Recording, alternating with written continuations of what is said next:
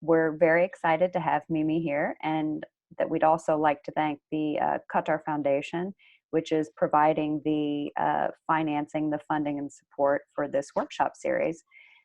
So with that said, I will turn it over to Mimi. I'll be loitering in the background to make sure all of the tech stuff goes well. But if anybody has any questions or any issues, pop it into the chat, and I will try to address those as they come along. But for now, I will turn it over to Mimi. Thank you so much. We're very excited to hear about your curriculum and your excellent lesson design. So thank you very much, and go ahead.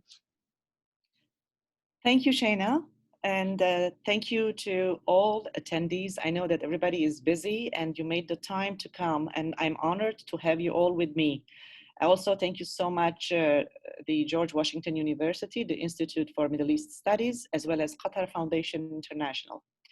Welcome to my workshop, and before I start, I would like to give a small introduction why I started with this vision and work.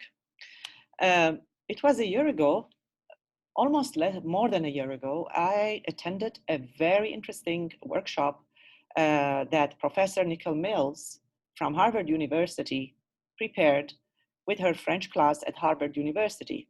I was fascinated with her work, and I wanted to have the same work, however, in the Arab world, and I wanted to do it in a different way. So my vision started with her. Also, I teach at Brunswick School, and I teach in the upper school from 9 to 12. And most of my students are Americans. They're not native speakers. And they're interested to learn about the Arab world and the language.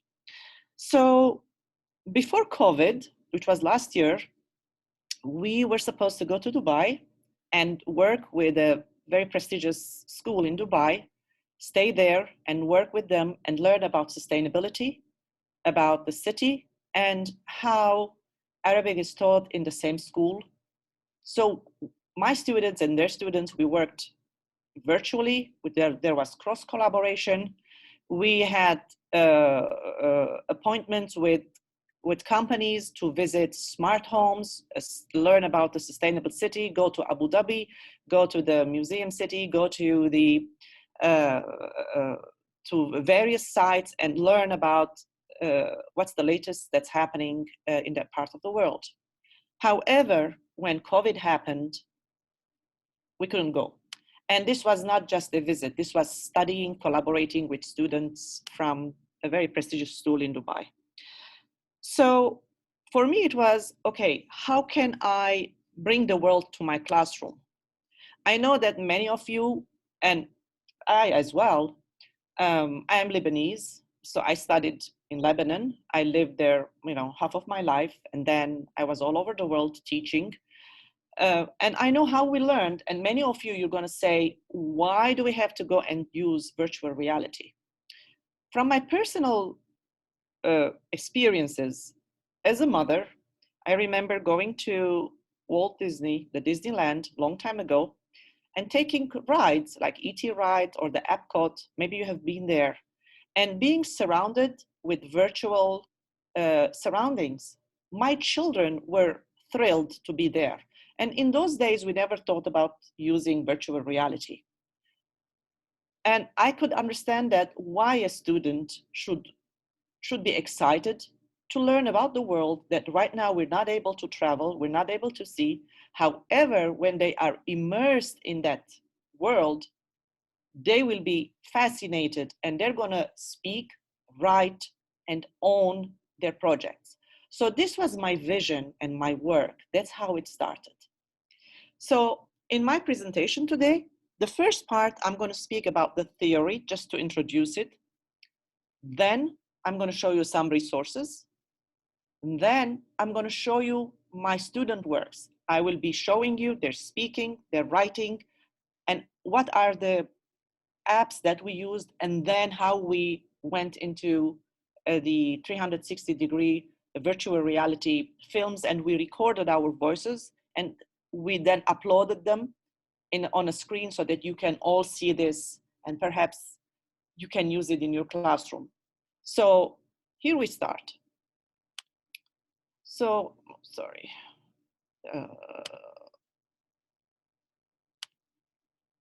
Okay, so what is virtual reality? I'm sorry. Virtual reality refers to a computer-generated simulation in which a person can interact within an artificial three-dimensional environment using electronic devices, such as a special goggles with a screen or gloves fitted with sensors. Of course, this is just a definition.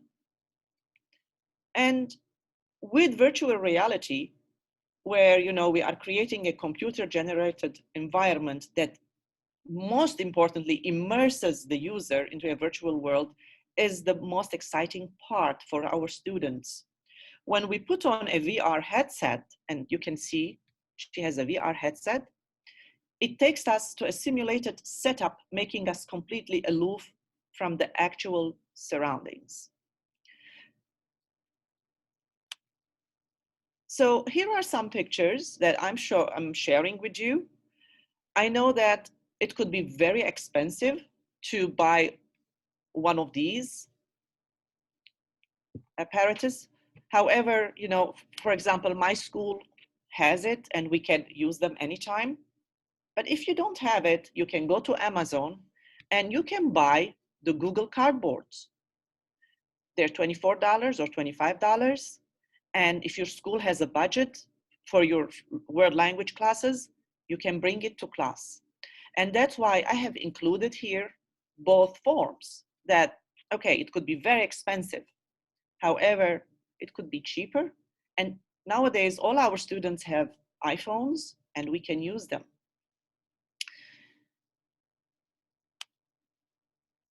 So the point is, if we're going to use the virtual reality, what are the key elements of our virtual reality experience? So what can we say about it?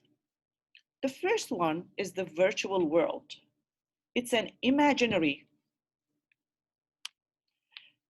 space that independently exists from the real world. The medium used to create this space is, of course, a simulation made of vision elements rendered with computer graphics.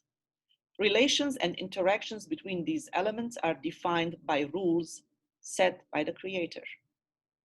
So it was very interesting. When we decided to go to Dubai, my students wanted to have their 360-degree cameras, because our project was, okay, we're going to go to Dubai and learn about sustainability, go to the sustainable city, go to Al Masdar in Abu Dhabi, and look at all this interesting, the latest sustainable issues that Dubai has, and come back. And so they were like, okay, we're going to take our cameras. They had it 360 degrees. We go there and come back, and then we still continue with the work. However, that never happened because of COVID. So the thing was that, okay, if we cannot do it, then information is given nowadays. We can go to the internet and we can see some we can buy, the 360-degree films, or some they are free that it's given, we can see them. So the first part of using this technology is to be immersed in it. And to be immersed in it, it's a different emotion and sense. So what makes the users is that they are placed in a virtual space. They are cut from the real world on a sensory level. Virtual reality headsets allow this by occupying their whole field of vision, while headphones achieve the same result with sound, thus fully immersing the users in another world. And for our 21st century students, this is so natural for them. And although for us it's like, okay, I'm wearing all these machines, but for them it's very interesting and exciting to be in this immersive surrounding. Another element that one could speak about is the sensory feedback.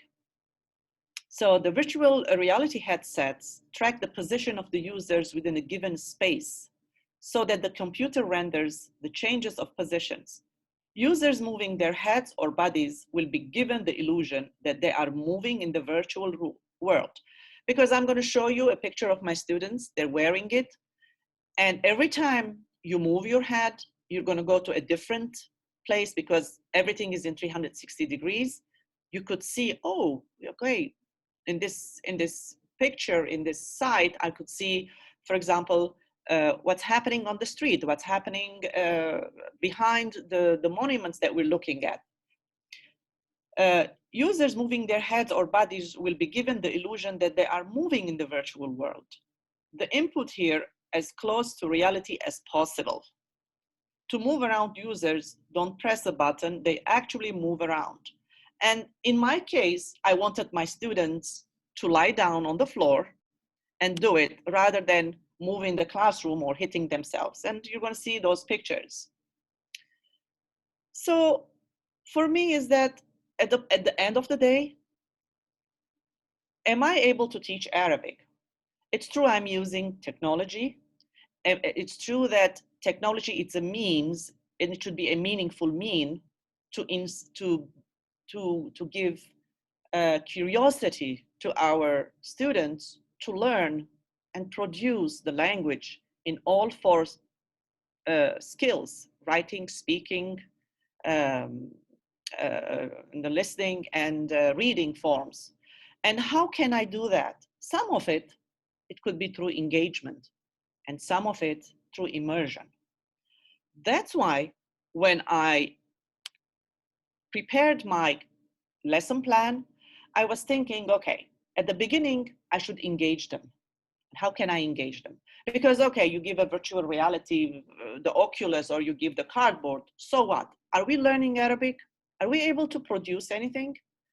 So that's why I came back and I thought, okay, how am I gonna plan my lesson plan so that at the end they could use this technology and create and show their learning, which I will be showing to you today in fully how they did it. The most important thing was that there was a big enthusiasm where my students heard that they're going to be immersed in this 360-degree world, that they were not able to travel, they were not able to go, and they could own and create this. So the most important thing for them was, we had a meeting at the beginning that, okay, shall we travel and see the Arab world and choose countries that each one of them is interested to speak about? Now, many of my students, they have received scholarships from Qatar Foundation International, from Nestle, from Yes, and they have done summer immersion programs, and even they have been to Jordan, to King's Academy. For them, for high school kids to do those immersion programs and to come back, it's an eye opener. So for them to come here and then not being able to travel and just be immersed in this three-dimensional, 360-degree world and visit the countries was very exciting and fascinating. So having all this background with me, I'm showing you some photos here. You could see my students, some of them are on the floor. As I said, moving in the classroom, they could bang themselves to the closet. So the best thing is to have them sleep on the floor, have the goggles on their head, and watch it. The other part that you see here, this picture, for example, because I had to present, my students, they wanted to record what they saw and what they did on their laptops and submit it to all the attendees for today to have a look. So I'm showing you the two medias, and also before using this technology, how can a student who's studying Arabic can do research? Because information is given. And since I teach American students and their first language is English, usually I see students going and typing in English, let's say, what are the famous sites in, let's say, in Lebanon, okay? And here we go, again, teaching them how to research in Arabic. How can you go and find information? So, for example, keywords, معلومات عن. They don't have to give these big sentences that we speak in, it's our first language, but for an American student, just to say معلومات عن, and then put, for example, معلومات عن لبنان, معلومات عن المغرب. So right away, they are immersed in authentic material in the internet, and they start their work learning this language through from authentic material inductively. It's true, some of the things that they're going to see they cannot understand, because we know that for them to really understand, we need to have this 90% of understanding and 10% of ambiguity, or 80% of understanding and 20% of ambiguity. But believe it or not, when students are owning their own project, they go and work, and they do look up the words. They come back to class and they work. This is part of being in a project-based learning environment. So really, our students are really interested to come up with their work in a very proper way of speaking and writing to their level of what they can do. So these students are in their 4th year of Arabic. So they've been taking Arabic language from 9th grade. So now they are in their 12th grade. And when you see their examples, you're going to see what they can do with the language. In my presentation here, I also put some very interesting sites. For example, you can, and I will be sharing this PowerPoint with all the attendees. You can go and see, there's a lot of things which are given, and you can see here, it says watch in VR, which you can open your iPhone and you can do it, or on the screen when you are moving it, in case you have not used it, and you're going to say, oh my God, we don't have this technology at school, we don't have the goggles, and I don't have the budget, but still students can go on their laptop and use this technology, especially that we are with COVID now, we're not able to move and go places. We bring the world to our classes. So I just wanted to share this. And of course, all these links that I have. So I have to go back now. 1 second, please. Let's see, escape. Okay, let's go back. Okay, here. So all these are given. You can check, you can see what is interesting for you, what works for you, what is free to use. And there are further resources that I uploaded, and this is for the general public, and you could read about it. Here we go. This is very interesting. I use the ISTE standards whenever I use my technology. So that's why you can have this website that I have. You could see all the possibilities that you can have, because perhaps you would like to get a small 1-minute film and use it in class and let your students create this without using the headset, just using the laptop. And if you're going to use it, here we go. You can use it because each of these films, they do have that small icon that I showed you. And they could use their iPhones, use their cardboard, Google cardboards or the goggles, and see it. So here we go. This is Petra. I took it from ThinkLink. Okay, you could see, you could have your iPhone. Your students can have the iPhone, and this is gorgeous. So imagine this, you are immersed in it. You are putting it on your head. And as a teacher, you need to use this technology, because looking on the screen, it's not the same as being immersed with a headset. So I really want you to try it, but I just wanted you to see this is incredible. And it really makes the students to learn the language, because these are tools that I'm using. At the end of the day, I want them to speak. I want them to write. I want them to express and use this language in modern standard Arabic. I think I find this very, very impressive. I've been there many times. And some of my students, when they studied in Jordan at King's Academy, they love seeing this because it brings good memories of their immersion program in the summertime. So here we go.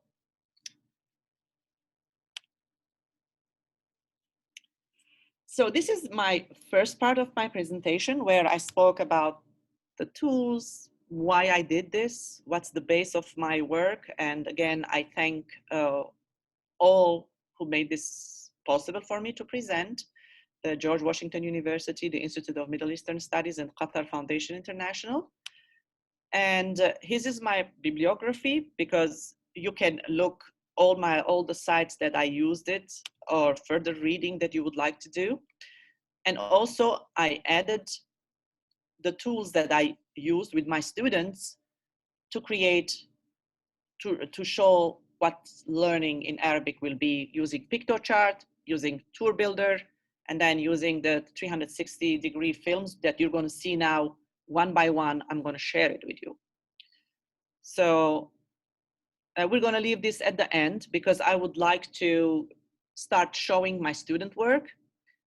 And I'm just going to close this for a minute and open a different file. 1 second, please.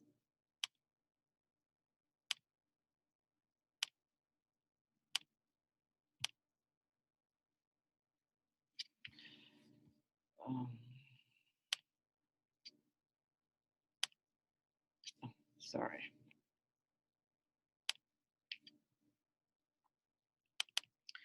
So how did I start with my project? The first thing is I wanted my students to visit, to choose a country. So I always ask my students, when I'm doing a project-based learning, I speak with my students what they are interested in and what do they want to know further. And how, and as a teacher, once I hear what they want to do, what they want to learn about, I go back and I see, as a teacher, have I taught them the correct grammar? Have I given them the correct vocabulary? Have I worked with them how to put all these small bricks together between the grammar and the writing? Are they comfortable? Are they able to write and speak about it? Now, the way I assess my students, I always divide it into 4 skills. I don't have tests and quizzes. It's an assessment, and my assessment is divided. It's going to be a listening assessment, it's going to be a writing assessment, it's going to be speaking assessment, and the reading assessment. So sometimes a student, you're going to see in the examples, because I wanted to leave everything authentic so that teachers cannot come back and say to me, oh, Mimi, what did you do? Did you clean up? Everything is perfect. Really? Is this your student work? So what I did in this presentation that I'm going to share, my students' work where there are mistakes. I have corrected their mistakes, but still, when a student is learning, you're going to see that, okay, they still have mistakes there, but that's part of learning. And I know that, okay, this is the best the student can do in his speaking. And as a teacher, I have to go back and work on his accents. Perhaps I have to go and work on the grammar that he doesn't know. Every time he's putting the noun and adjective together, he is not using the rules correctly. So as a teacher, I reflect all the work once it's submitted to me. So in order to do this work, first, I want them to get acquainted with the country that they're going to work on. So I chose first a tour builder. It's a small software. It's very easy. It takes you to the country, that whatever your country is, and you go and visit. For example, they are interested about sites that they want to speak about. Like my student was fascinated. This is a student of mine that I'm going to open this tour builder. There is a new science museum in Dubai, and he was fascinated. And again, you know, the nostalgia of not being able to go. So he wanted to bring that. And also he was fascinated with that part of the world that we always speak about, let's say, Algeria or Morocco, Lebanon, Libya, and Egypt, we have the old civilization. But coming to Dubai for him as an American student, he was able to connect with the latest technology. As a young American student who's taking this language, what he can do with the language, that, you know, he's going to be a scientist. And I'm interested to go to that part of the world when I'm studying in college and see what I can do with my language skills and my science skills.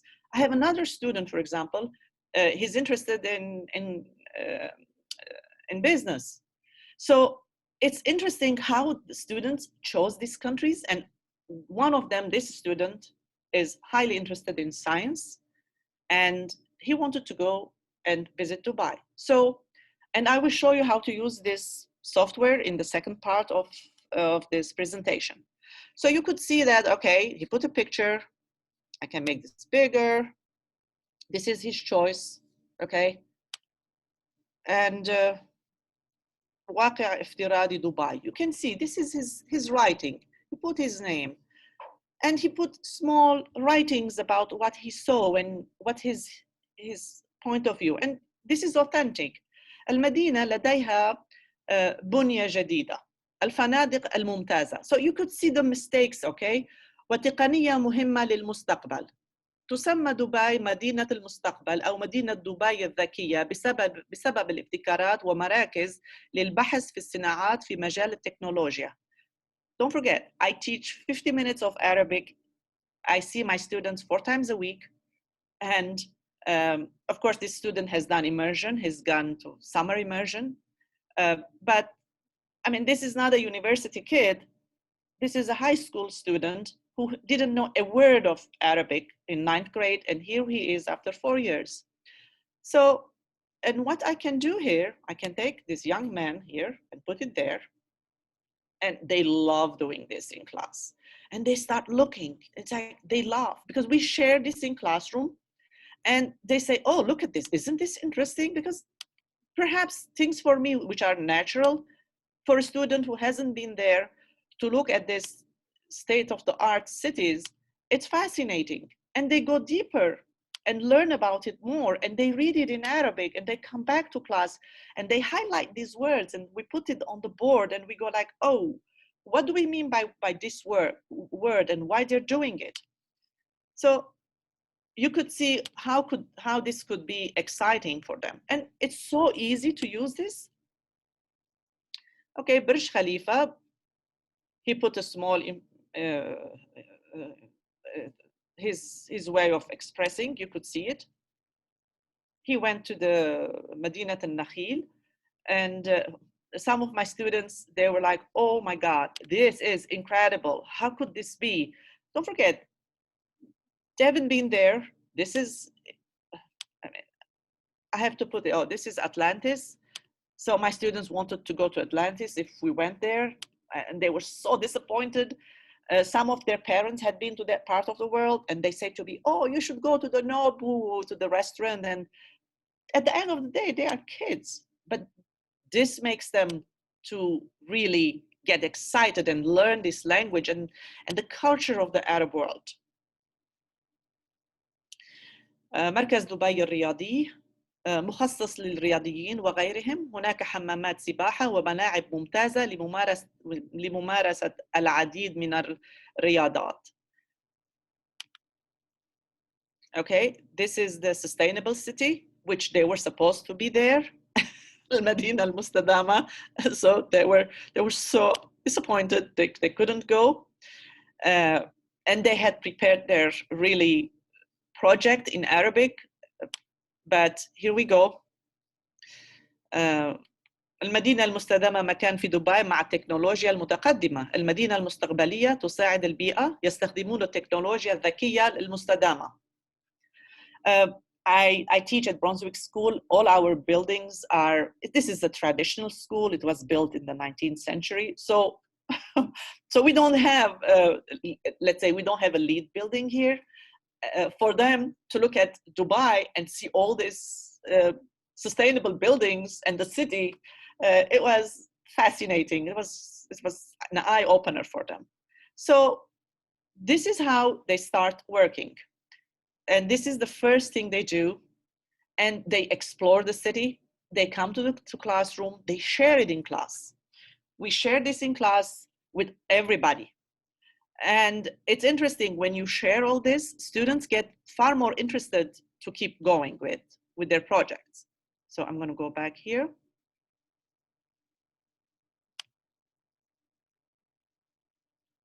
I'm going to close this. Now, this is his Piktochart. So he did his research. Now he wrote, this is his writing. So he's using a Piktochart to write about the city that he chose. You could see the flag. You could see, this is his design. مدينة دبي بالإمارات العربية المتحدة. مدينة العمارة والتسوق والتكنولوجيا مدينة المستقبل. And you could see organization, how to put the ideas together, how to present themselves. And this is very interesting when students go to universities where, you know, they have to, first year, they have to present, they have to use technology. Many of my students, when they go to college, they write back to me and say, Ms. Melkonian, thank you so much that we have done all this, we have used all these skills to present our thoughts, because in a university level, when they have to present a PowerPoint or they're going to present a paper, already they have worked in different, let's say, modalities or forms to prepare their work. So here we go. You could see the points. برج خليفة كان الأطول في العالم منذ عام 2009. هذا المبنى هو إنجاز معماري مشهور. في الأول سمي برج دبي، ولكن بعد أن أعطى الشيخ خليفة الفلوس لبناء هذا المبنى أصبح اسمه برج خليفة.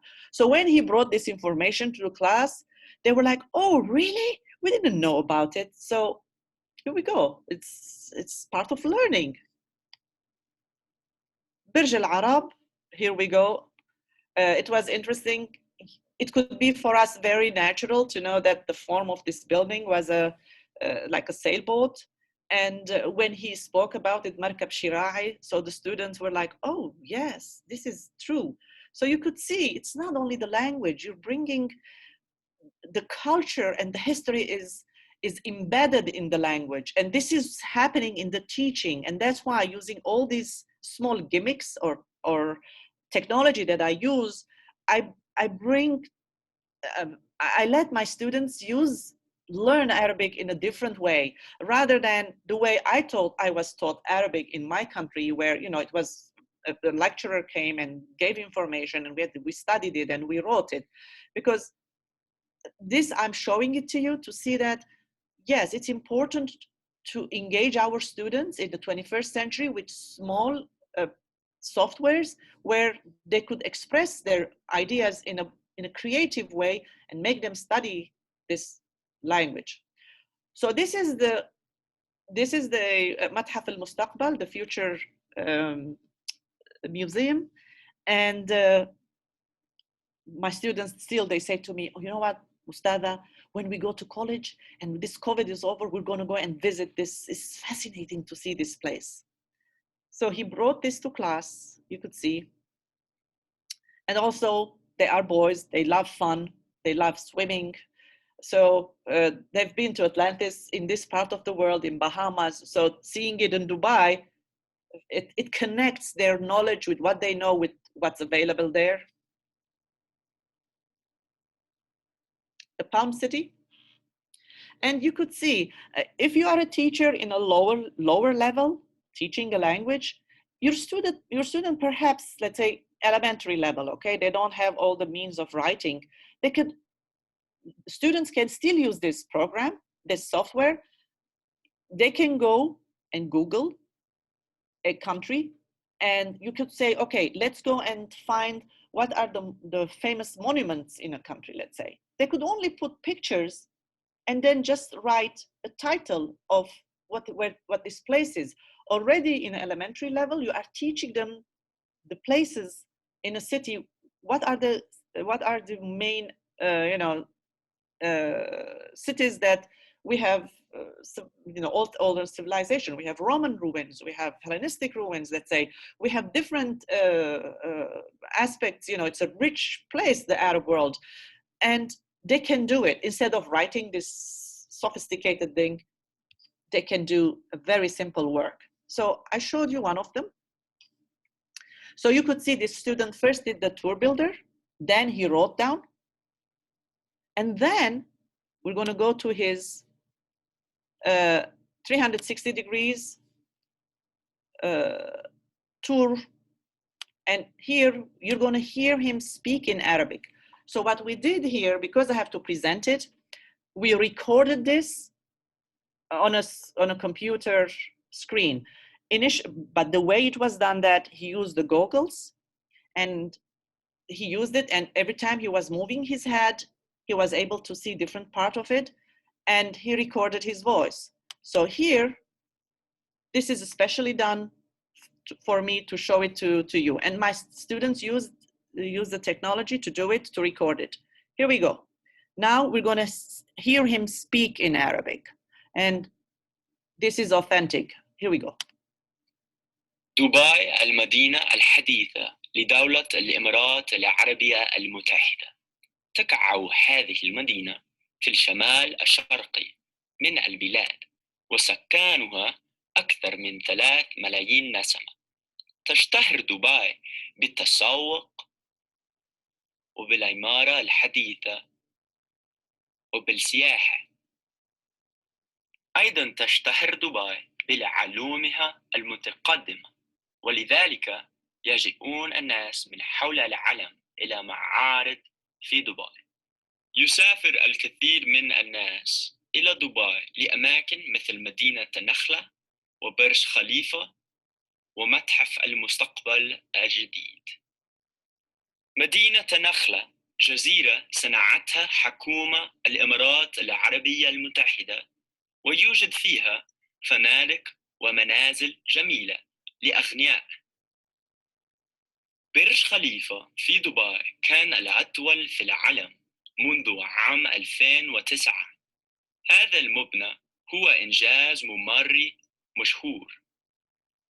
يعرض متحف المستقبل التكنولوجيا المهمة في دبي.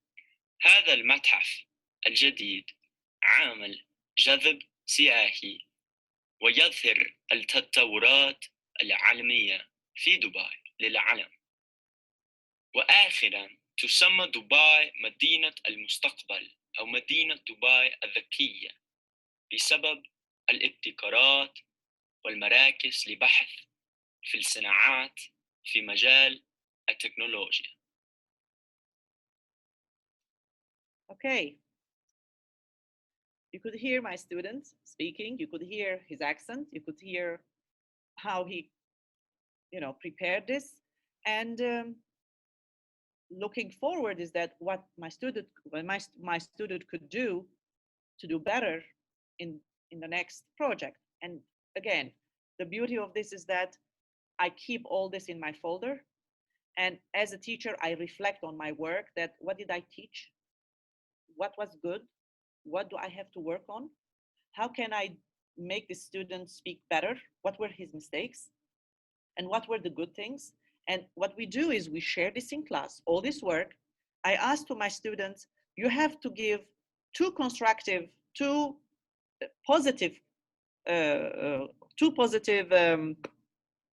remarks and 1 constructive remark, what he can do better. Because I also would like others to listen, because maybe I have some students, perhaps they're not as good as this student is, or maybe they are better than this student. I want everybody to listen to each other's work, to see each other's work, so that motivates them to do better. And I can ask more work to do with them in a far more professional way, and elevate the standards of my teaching.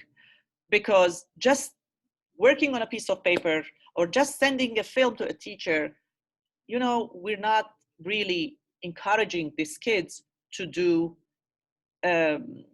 more competitive and better better work where they can say, oh, you know what? He did a great job. I took so many ideas from him. Or we as teachers, when we look at the student work, we say, oh, you know what? I can do this in my classroom, but I can do it in a different way. So it's important to share this.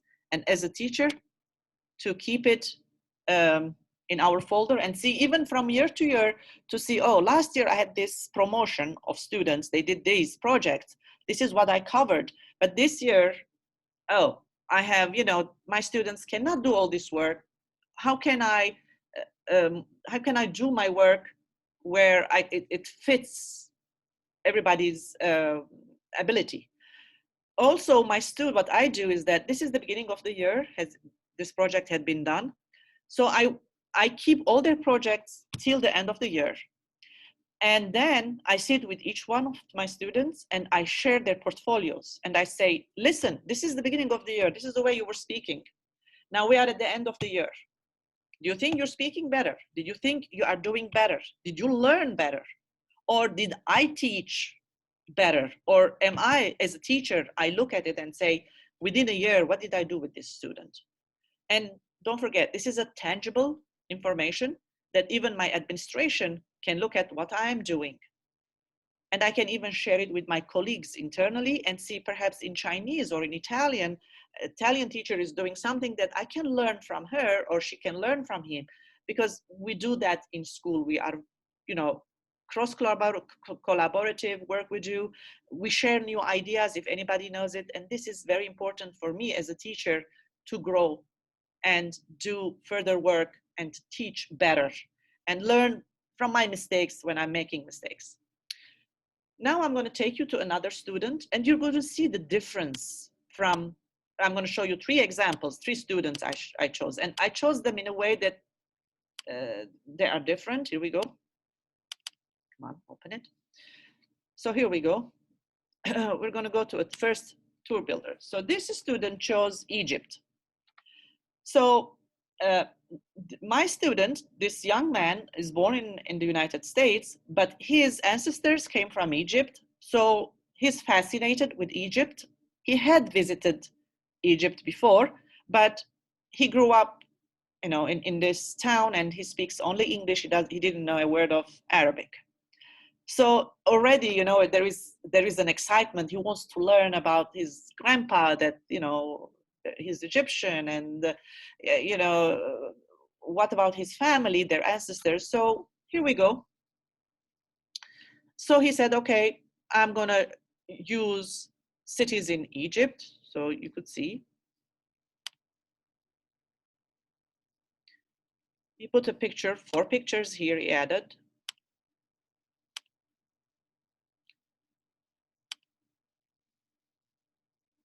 Of course, I can make this bigger and we can look at it. So here we go. And now you're going to see how can the skills of this student, what he can do with the language. So this is his first visit, preparing some information about Egypt. هذه مدينة القاهرة هي عاصمة مصر وهناك نهر النيل في المدينة. Short, simple. Then he goes to Al-Iskandariya. So we go here. So I think for students to put this information, for us perhaps it's so simple, but for them to go and look at this work and share it in class, it's learning from each other. Again, a small explanation. تقع مدينة الإسكندرية في شمال أفريقيا وفيها كثير من الشواطئ. Okay. Going to Luxor.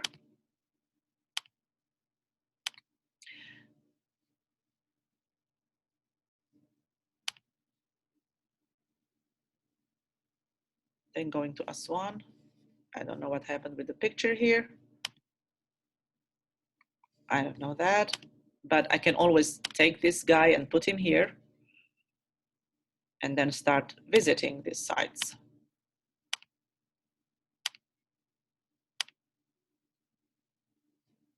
Okay, so you could see this student has written very short small, short sentences.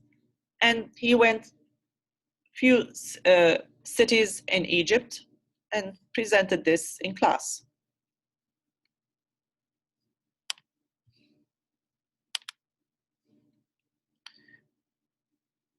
Let's look at his Piktochart. Now it's his composition. And you could see everybody has got their own style.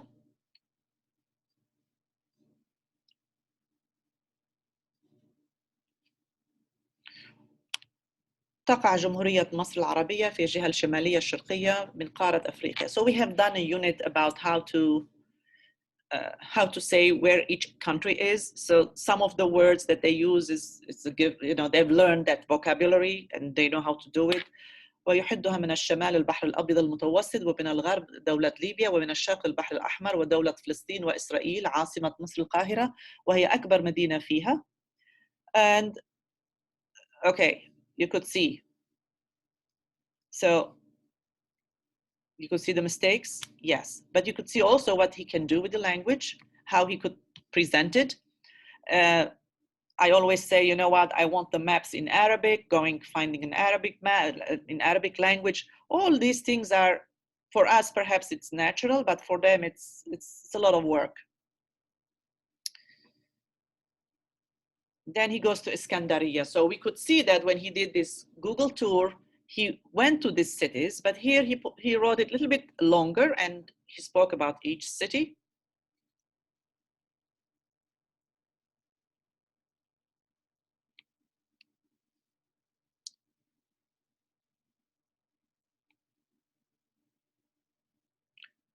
This is his writing, his authentic writing.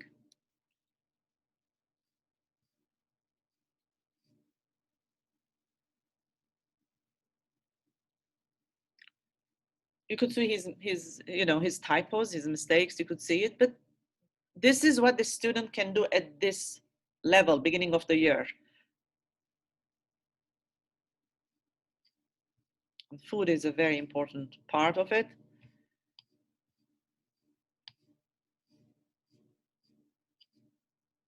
And this is another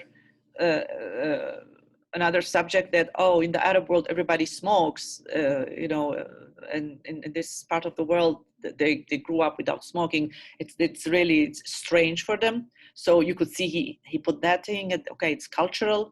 So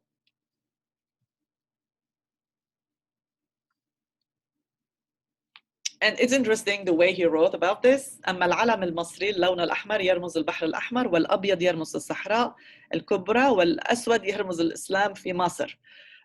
It's interesting because when they come to class and they show these things and they speak about it, the other students, they go like, oh yeah, look at that. This is interesting.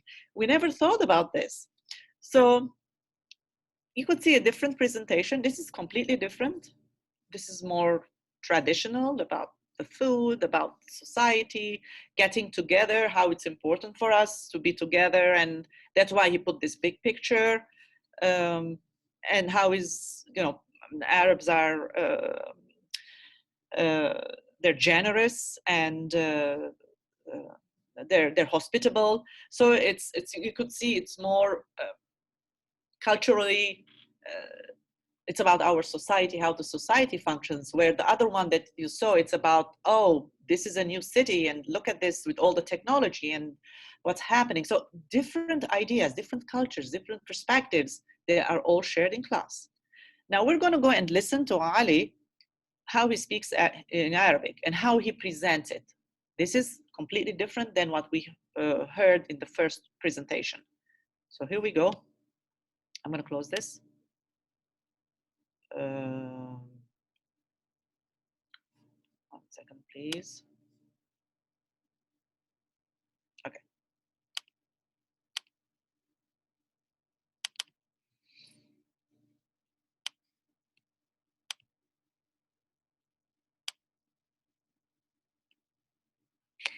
تقع الأهرامات في مدينة الجيزة على حدبة في غرب نهر النيل. أيضا هناك أبو الهول في الجيزة، هو تمثال لمخلوق أسطوري بجسم أسد ورأس إنسان استعملوا الحجر. So you could hear his his struggles, استعملوا, and the haramat when he's saying it, pronunciation. Sometimes the h, you can hear it as a h, he's pronouncing it, but he's learning. This is part of learning. He's putting it out. He's proud of his work. That's fine. We can fix all these things. And he's sharing this with his friends in class. Here we go. الكرسي لبنى أبو الهول. الإحرامات مقابر ملكي، كل منها يحمل اسم الملك. خوفوا So you could hear يحمل يحمل. It's like, okay, he doesn't know passive voice, he doesn't know active voice, still he's working, but a lot of anxiety for them to record this and present it. Believe me, even if it's not live, even if they're preparing it, still it gives them a lot of anxiety, which is fine. It's good to be in that position because at the end of the day, they're going to speak in front of people. But I left them as it is so that I could show to you that, okay, this is what this student can do at this point, but as a teacher, I have to work with him. So here we go. وثوم خفرعة ومن ثوم من قرعة. المهندس حميونو أنجز الشكل الحرمي المثالي. كل سنة عندما أسافر مع أسرتي إلى مصر نزور مدينة الجيزة والإهرامات وأنا وأخي نركب الجمل دائما. You could hear there are issues with his pronunciation of the words, but that's fine. This is a high school kid learning this language. He's so fond of the language. He's so fond of the culture. And you could hear in his voice his self-confidence, because that's very important. And that's fine. They can make mistakes. We don't have to constantly correct them, but then we can work with them and show them what they can do. And next time they can do better. Now we're going to go to the third student.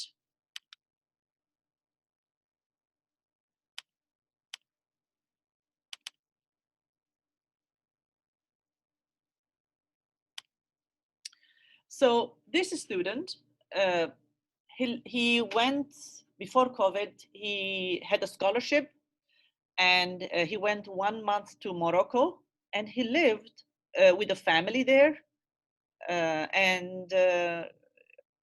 He learned, of course, he learned Arabic. He went to a program there and lived with a family, co-host host family. So he's so fond about his stay in Morocco. He stayed there for 5 weeks, one summer, and this is his work. Here we go.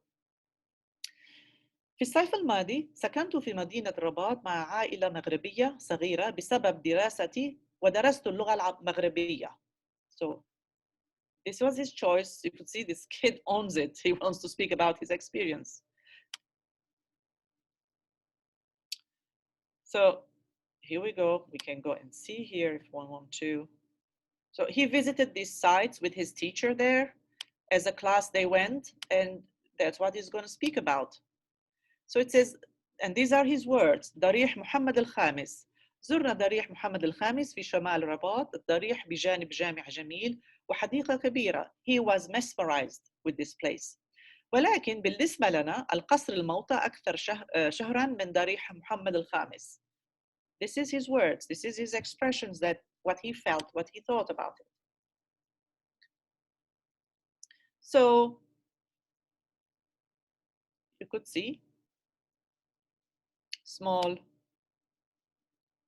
writings. He enjoyed going to the market because living on the East Coast and then going to Morocco as a high school kid, you're just 14 years old, 15 years old, you're going and you're living there with the host family and then going to the market. It's like being in a magic world. So you could see he wrote about the souk, which is very cultural. It's unique.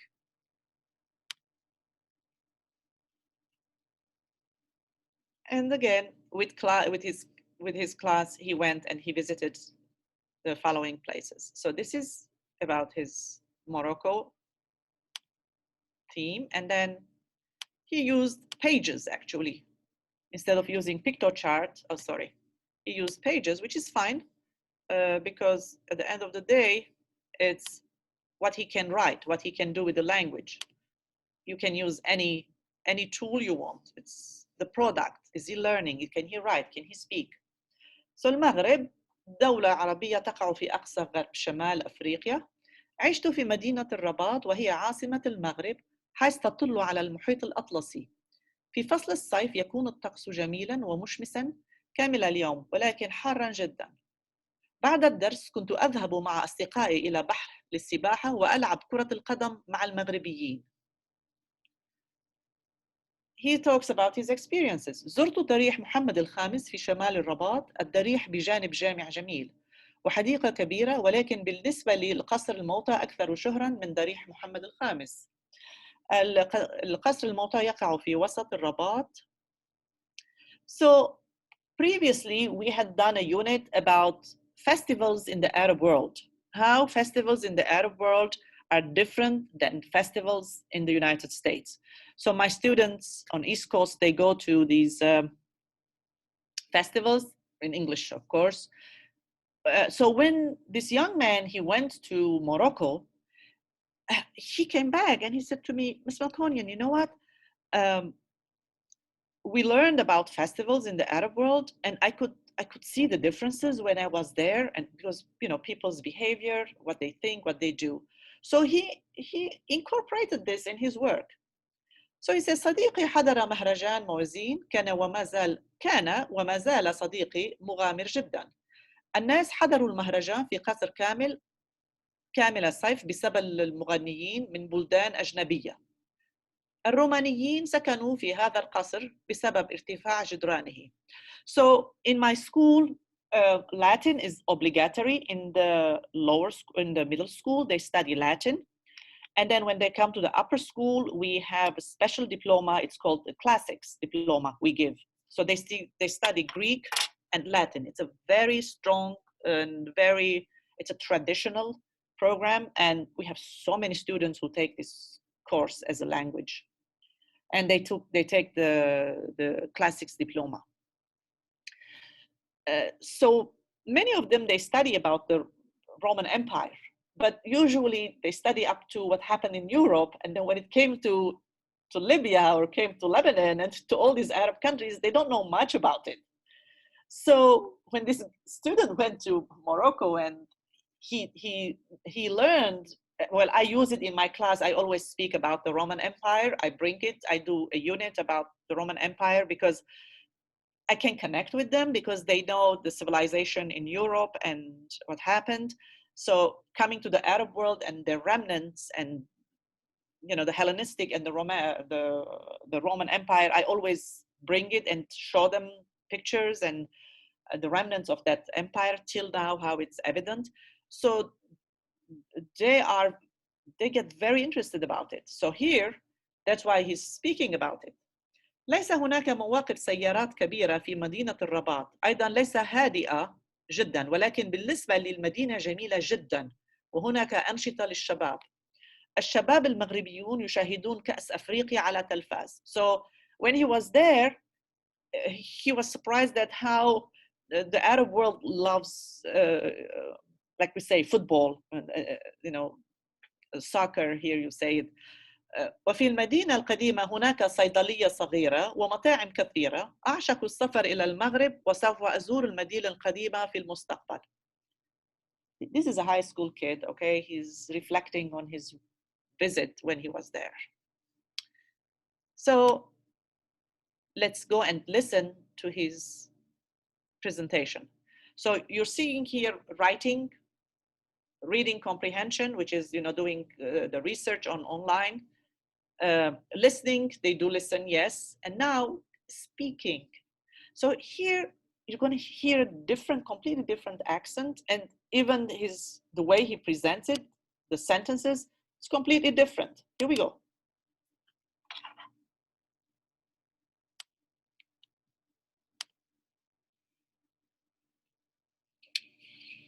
زرنا ضريح محمد الخامس في شمال الرباط. الضريح بجانب جامع جميلة وحديقة كبيرة، ولكن بالنسبة لنا القصر الموتى أكثر شهرا من ضريح محمد الخامس.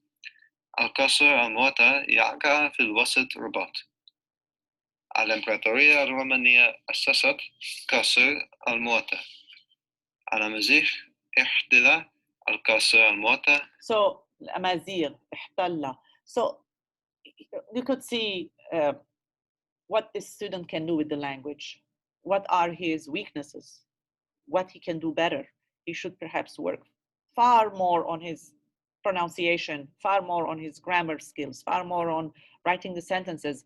But this is what he can do. Here we go. القرن السابع. زرنا أيضا السوق في المدينة القديمة. كل يوم اشتريت ماء من السوق وأكلت العشاء في مطعمه. كثير ناس يعملون في السوق وهو صاخب جدا. السوق بجانب قصبة الياس وزرناها مع أستاذي.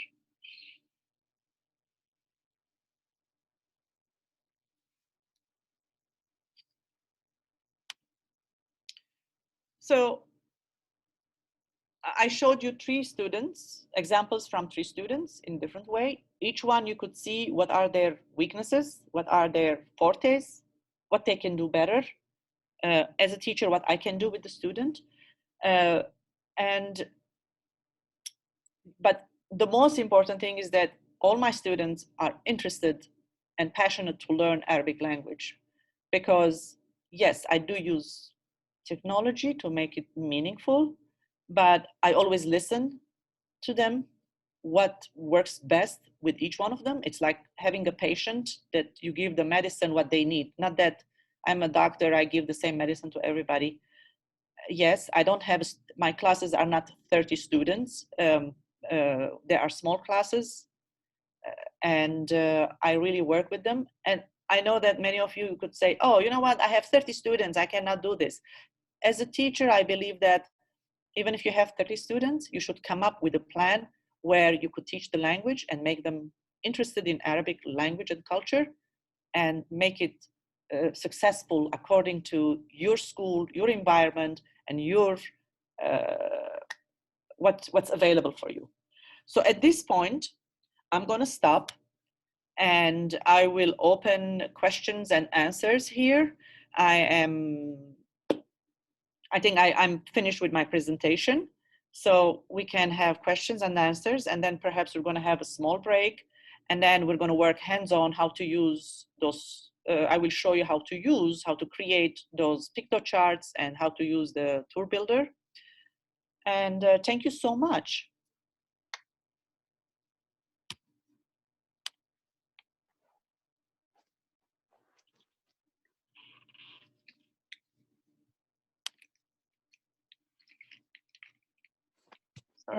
If anyone has questions, you can just go ahead and unmute yourself and ask those questions directly.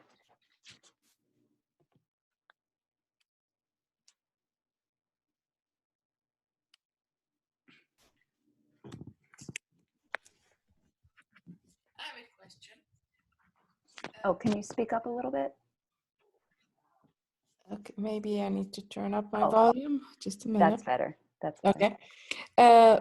Do you edit their writing or speaking before they submit their final presentation? Yes, I do edit, but with my experience with students when they edit in this level, they're not going to edit perfectly the way you want it. And also when I edit, if I'm going to, like I'm coming to this workshop, okay? I don't want to clean it where it's perfect. Everybody looks at it and says, oh, this is wonderful. I just want to be authentic. So I do edit, they do the editing, but there will be a lot of mistakes in there still, because they do have a certain capability. A student in a high school level, in my school, they should have a homework for half an hour, not more. These projects that you see, students, they do work longer hours, and don't forget, they just see me 15 minutes, 4 times a week. So it's not a university student that you're going to correct and work with them, and they're going to come back with this pristine work, because they're learning the language, they are immersed in it in a different way. So that's briefly. So that's why, and I show it authentically because I want other teachers in a high school level not to be afraid, that they should they shouldn't think that I'm teaching this language and it should be perfect. No, this is a marathon, okay? That's what we're doing through what we can. And don't forget, I don't teach in Egypt, I teach in America, I teach on the East Coast, I don't teach in Detroit. So all these things affect. So that's my answer.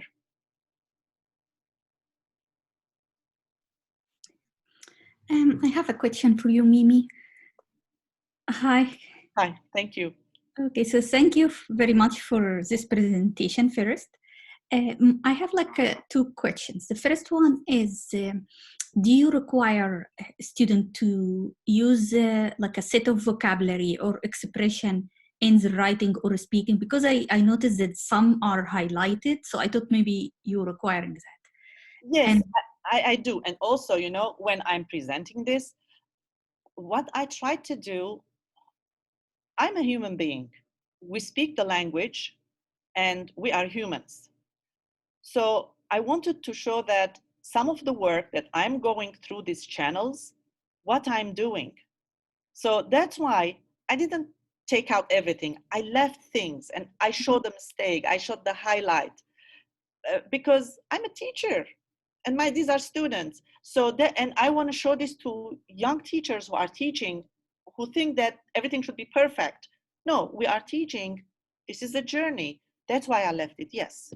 yeah, so okay, this is good. The second question is if you recommend, like I tried to use, I think, Google Virtual, Yes. Google Maps or something, Correct. and it was very difficult for me to find a place so they can look at it in Sudan, for example. Sure. So I was thinking, is like the tour builder has all the virtual reality like this in Arab world? Because I feel like some parts of the Arab world, maybe the map. I am from Egypt, that's why I love that student from Egypt. He was excellent. So some parts in Egypt, like we don't know how to go there in the map, even it's not in the Google map. So I was thinking if you can give us recommendation about the website that has virtual reality for Arabic sightseeing, like When I share this PowerPoint, there are many sites, 360 degrees. ThinkLink, for example, you can go and see. There are many sites and you can find it there. So you're going to have this PowerPoint with all the links. okay. So usually what I do, during summer, I prepare my work. So I never teach, I never do this kind of work if I have not gone to all these sites to see what's available. Mm-hmm. And don't forget, this project that I wanted to do, I wanted to do it with a camera 360 degrees, but we couldn't go to Dubai. My students who were supposed to go back to Egypt or to go to these Arab countries and to bring this authentic, they will do it. And what I liked really to do is to be on the streets of Egypt, for example, and take a camera of people, how they live every day, how it is. Because even the media that we see, the digital world that we see now, there is a selection there. Mm-hmm. So it's not the same as me going to Lebanon and the minute I arrive to the airport, I get out, this aura that I feel is different than what this digital world is making choices to show things. So yes, I agree with you. You have to look. You have to look at Google Expedition. It's gonna come in July. In July, it's gonna come. Tour Builder is gonna. So what you do right now is any projects that you have in Tour Builder, you can send it to Google Expedition because this is all Google apps. Life is changing. Technology is ahead of us. So go to Google Expedition. It's a very powerful program. And today I'm going to just show it when I show the Google Tour because Google Tour is going to end by July. It's a very powerful, and you could see there, you could put that young man, you know, that avatar, and go and see what's available. Technology is changing every day. Data is changing every day. So what was not available yesterday could be available tomorrow. But you have to do the homework alone first so that when you give these projects to students, they come to you and say, oh, Ustada, We cannot find this yada, yada, yada. And you say, oh, take this and take that, look in there because you already did the work. So that's what I suggest. And go to the links that I'm going to share today. Thank you. Thank you for having you. Thank you.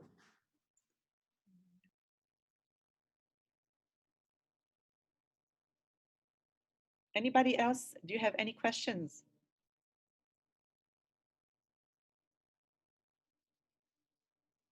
If nobody else, I have another question. Sure, go ahead. So when they present in class, they will be doing like just like you showed us, or they will be wearing the Google Cardboard and see the thing as 3D. So which? So this is what we did.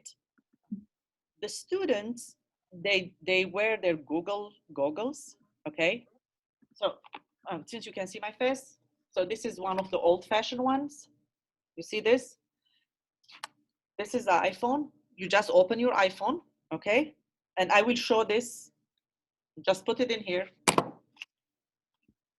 Put it in here. Just enter it. And I will show how it's 360 degrees. And you wear it. Now, the minute you wear this,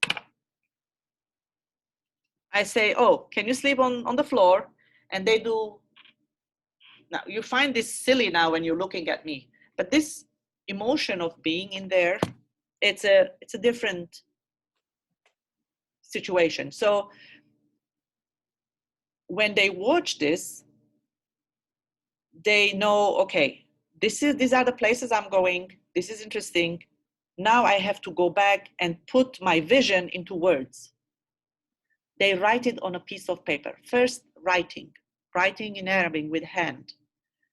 Writing has a different, it's a slow process. It makes you think how to say things, how to put things, what you don't know, what's the grammar, okay? Come to class.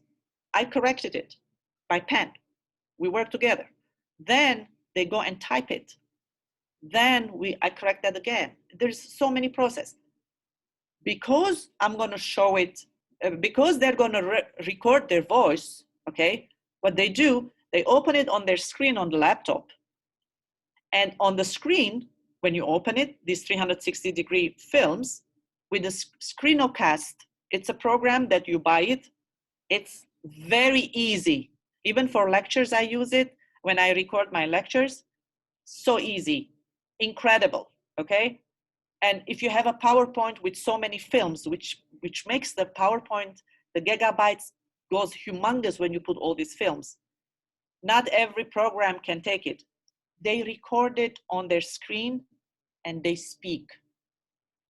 They speak. So the anxiety of looking at the picture and speaking is not easy. But because I want this tangible data in my hand, that, okay, when you spoke, this is the way you spoke. This is what you can do. This is what you don't know. This is what you know, okay? I say, okay, let's now, because recorded, let's put it in class, let's share it. Now, if I'm doing cross-collaborative work, for example, I have a student here and I have students in, let's say I'm working with you. You teach in Egypt, I teach here. We post everything on a board. And your students come and watch my students, what they did, and I come and watch what you did. Of course, your students are native speakers. You're teaching in Egypt, I'm teaching here. Can you imagine the richness of what students they're going to learn from each other? Because my students cannot speak like your students. But perhaps your students, when they watch my students, they're going to see that, students of learning this language as a second language, when they're looking at Egypt, what is interesting about our country? How they're looking at our country? It's a higher level of thinking. So a lot of teachers, they come and say to me, oh, Mimi, again, another gimmick? I say, this is not a gimmick because I'm not playing a game. Because when I go on these websites or sometimes I go to workshops, somebody comes up with a game. I say, don't show me this game. Show me what's the product. If I play this game, what am I learning? If I'm learning one word, that's not learning a language. Can I use the word in a sentence? Can I is my language the vehicle of culture? Culture is not eating food. It's in the language. That's how I have to teach.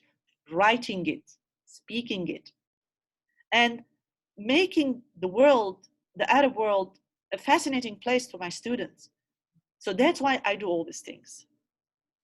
Excuse me. Yes, Mimi? yes. Can I ask a question? Hi, Miriam, how are you? I'm fine. How are you? I'm all right. Thank you for coming. It's thank you. It's always, I'm always, happy hearing you, and it's very interesting and very useful to listen to you. Yes. Well, I mean, my question, you mentioned that it is a projects-based, course, Correct. right? So, so now I would like to go back to the assessment part, because I'm working on developing a projects-based, class, in the sense that I will be presenting the language to them before we start, doing the project. But at the end of each unit, instead of doing a quiz, the quizzes, they will be on Quizlet. Okay. Right? And also for them to learn the vocab. But then at the end of each, and then there will be homework, of course, and then at the end of each unit, there will be a project. So, but those projects, basically, for me, it's, okay, sometimes there is some reading to it, where, for instance, I have them to, no, my question is, how do you assess the 4 skills? You mentioned listening, speaking, reading, writing. How do you manage that in a project, in projects based, Learning course? And also one other thing that, for instance, I tried this with my students, but sometimes some of them, they complained. They said, well, I don't have the language. I did this, for instance, just create, a brochure presenting some Moroccan, sites that you have seen in Rabat, and you are doing a tourist, brochure, or advertisement or whatsoever for the country, and as if you have a tourist bureau. But they told me at the end, but we don't know all these words. I mean, it was like difficult for us, to write it and then to put it into these, PowerPoint and so on. That was one of their complaints. For instance, a verb like waqa'a, I don't imagine myself teaching it like for a beginning or a beginning 2 or even an intermediate low class. And the software, what was the name of that software? You said that you have to buy it, and it's you mentioned that Screencast. It's let me say something. Yes. Screencast has a free version as well, but that's a very short film. If it's your film is 1 minute, let's say, or I don't know, you check it, anybody can use it. You as a teacher, student. Another thing, every day iMovie, I think. iMovie is free. You can do it. It's not a problem. Yeah, we So use that. I'm trying to say, you know what? There are so many packages, so many softwares. I don't care about it. I care about the 4 skills. What's the product? Can they write? Yes. This is not a technology lesson. This is about learning the language. It's the product. But what's the means that incite them to learn this language? It's your choice. And I'm telling you, you can use iMovie, you can use your iPhone. Some people, they come and say to me, Ustada, how am I going to take a film? I said, just take your iPhone, take a film. So those are not problems, okay? Yes, exactly, yeah. So what about the assessment, of when it is projects based, how do you assess the 4 skills? Yes. If you can just give me an example. So again, the word is project-based learning. In order to have a project-based learning, you as a teacher, first, you have to teach the themes that you're going to use in that project. Again, during summer, when you plan your curriculum, think that, okay, in this, for example, when you say the word waqa'a or yaqa'a or taqa, whatever, okay, my students are in 4th level Arabic. This year, they're going to take the Newell exam, which is endorsed by the AP program. So they have taken Apple exam many times. So my students are in 4th year. Maybe I am teaching 1st year Arabic, which I do. In 1st year Arabic, when last year I had to go to Dubai, I did sustainability with them too. But if I show you their program, their projects, it's pictures, only pictures. and they speak in English because this is a higher level. So you as a teacher, you have to see, because just for an Arabic 1 student, just to learn about Dubai or Emirates, that it exists, because my students, they think that we have camels, desert, everybody wears the same way or whatever. So it's an eye opener. The minute they know how to connect the letters, every level is a way, there is a way to teach the language. And again, if they are fascinated with the culture, you're going to bring them back to the language. So coming back to how do I assess? So in every unit, as I said, I am not a teacher who gives a grade about homework, you have this much, a test is this much, a quiz. These are all not tangible things. For me, the tangible thing is the 4 skills. So I do only listening exercises. I do only writing exercises. I do only reading comprehension exercises. Each one alone, I divide them in each class in a different percentage. Let's say in level 1, you divide each one 25%.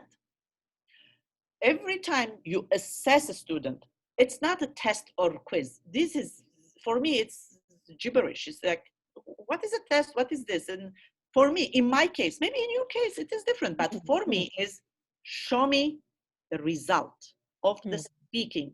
So when you do all those exercises, and it could be not necessarily summative assessment, it should be just, even in classroom, you're doing all these small assessments just to see what they can do, because you as a teacher should know their capability, because you want to build their confidence. They're going to use the language.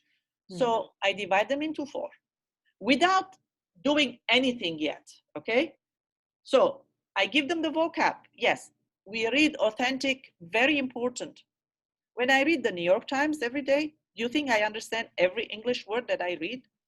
No. So this is the real world, am I right? And nobody can say to you, yes, I understand every single word. No, we are humans. It's the same thing when you give an authentic material. The difficulty with us is finding those authentic materials, because sometimes it's so difficult and you go like, this doesn't work. That's the challenge. That's why summertime, I look a lot. I look, where can I find this? Can I use this? And sometimes what they do, they bring me the authentic material, which is difficult. And that's the time I work with the student, because if this student, if the horse is going to do a sprint, you don't cut the leg of the horse. You say, okay, let's do it. Come on. You have to bring that enthusiasm with the student. Keep going. So doing those 4 assessments alone, when you start with your project, first of all, you cannot give a project you haven't worked the grammar and you haven't worked the vocabulary, okay? So that's already you're setting up for failure. Forget it. So it's the problem of the teacher first to establish those things. So let's say you, as I said, I thought about mahrajanat. I mean, mahrajanat, people here, they say, oh, really?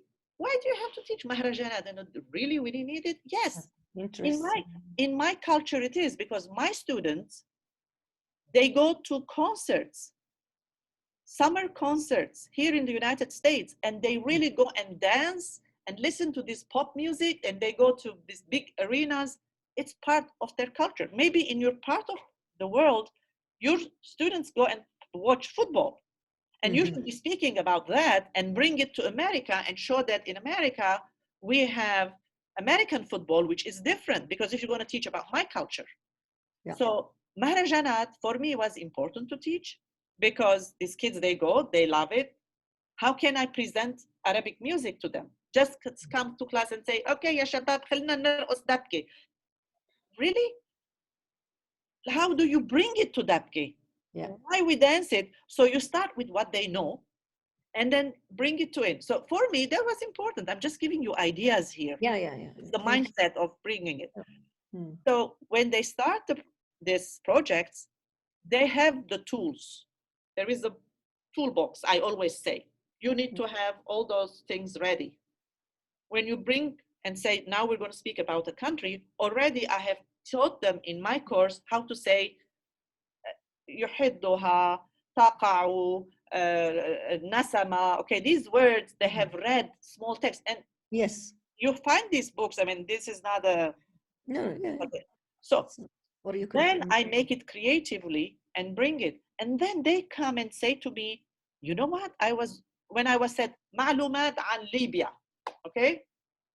They come and say to me, oh my God, when I was doing this, I found this picture, Ustada, and this is, what does this mean? Okay, I elevated the language. I worked with the student. Yes. So this is the way I work. And this is what I say. It's always testing the four skills. Yes, because that's tangible. And my students, like the last student that you heard, he knows that he needs to work on his pronunciation a lot. He needs to work on his sentence structures, okay? And speaking is very hard for him.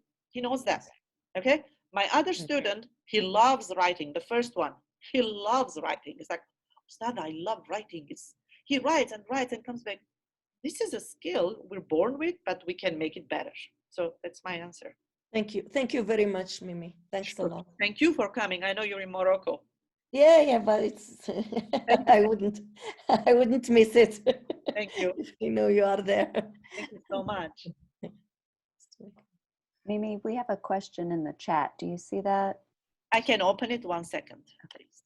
I didn't open any of the chats. Yeah. 24 chats. Do you recommend any website with simplified Arabic to provide students with for research on the countries? Now, Renwa, my question to you is that when you say simplified Arabic, which level are you talking? Is a novice student we're talking? Novice mid, novice high? What? That's intermediate for now, but I might also use it for beginners if you have other websites. Okay. If your student is a novice, how old is he? Is he in upper school or is he in? No, that's university students. In elementary school? University college, students. yeah. Okay. University students. I personally use several, if it comes to books, I use actually several books, and I have so many books, okay? I can say to you, for example, can you see me? For example, this text, you can take snippets from this text, from this book, for example. Okay, when you say to me novice, the student, if he's learning how to connect letters and you're going to speak about countries, the way I will do it, I'll give a map. Because in novice, students, they don't know about the Arab world. I start with the map.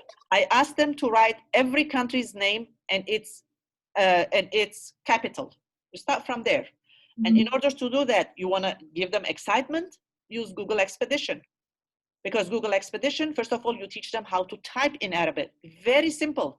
Because when they learn how to write, right away, I teach them how to type in Arabic as well. Why? Because my students, they're going to take standardized testing before coming to college.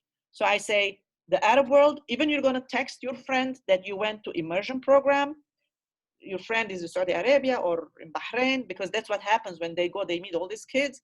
So they get on Snapchat. So typing is important. We have to teach them. But the languages could be Amiya, it could be MSA. So I think in a novice level, I start with the map, countries, and then I say, find one city that, this is the way I do, find one city that it has a Roman ruin in it, in each Arab country. And they're going to find that not in every country there is a Roman ruin, for example. And then I will say, and this could be in English, you can ask it in English to start with in a novice level, okay? Because they cannot read these texts. Novice, they just started to learn and speaking about themselves. So as a subject, this is a higher level theme. But that higher level theme, you can bring it down through a map. So they cannot speak about a country. Because as you know, novice is about speaking about yourself, about your family, about your surrounding.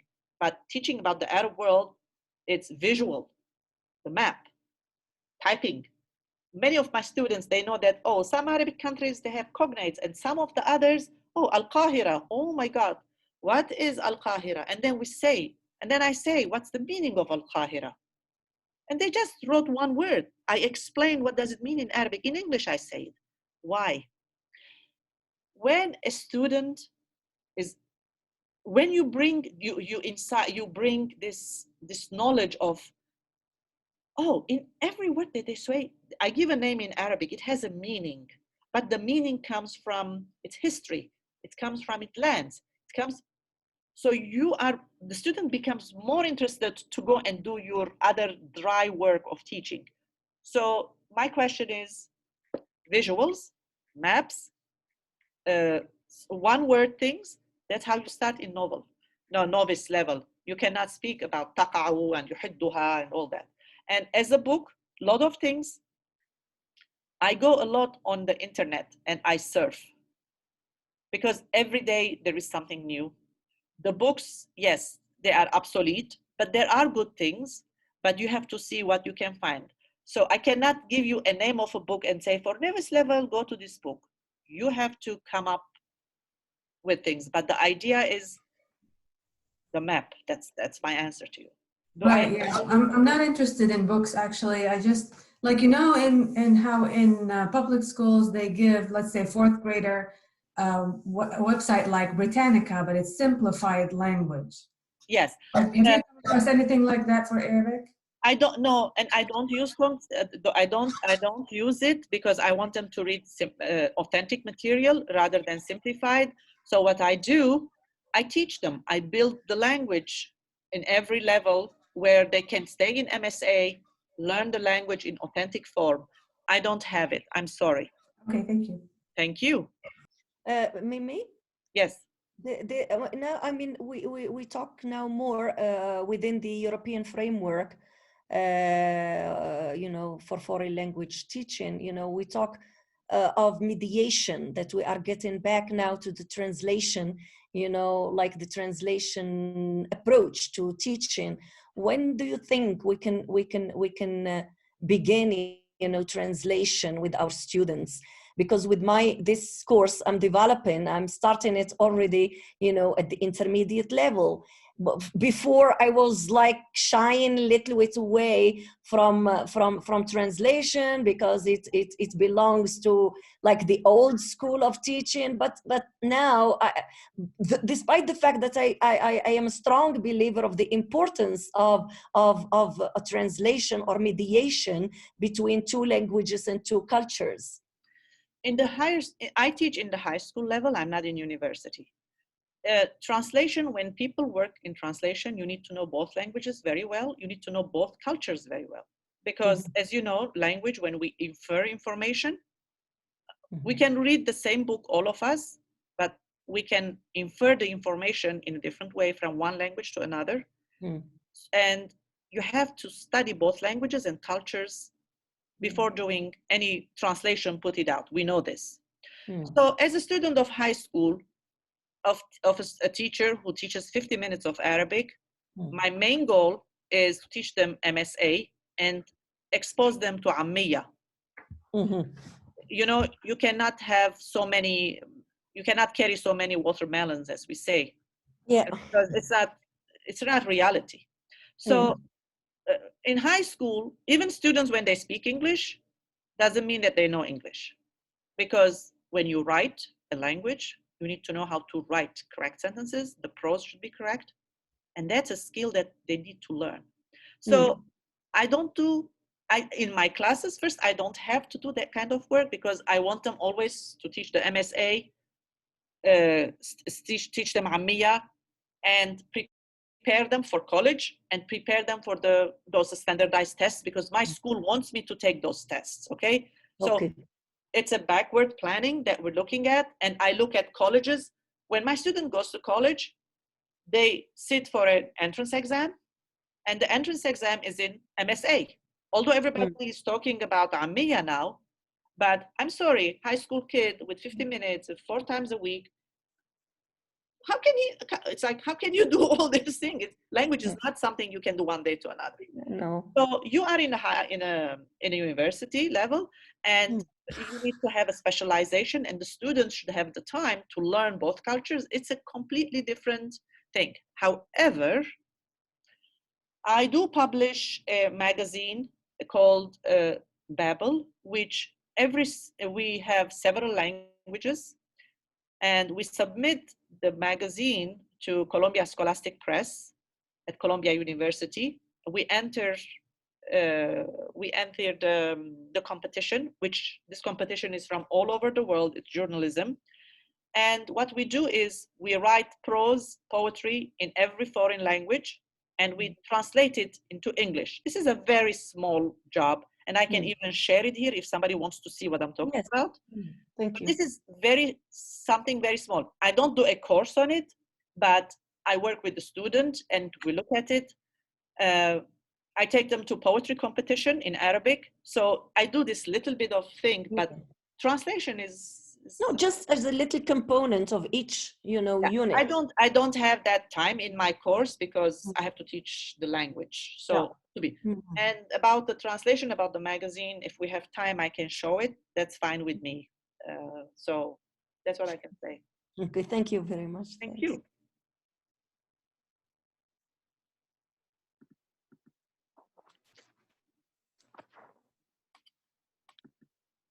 Any other questions here? I'm just looking. I don't see any others in the chat, so. Okay, thank you. Did you have anything, was there something you wanted to show at the very end of the?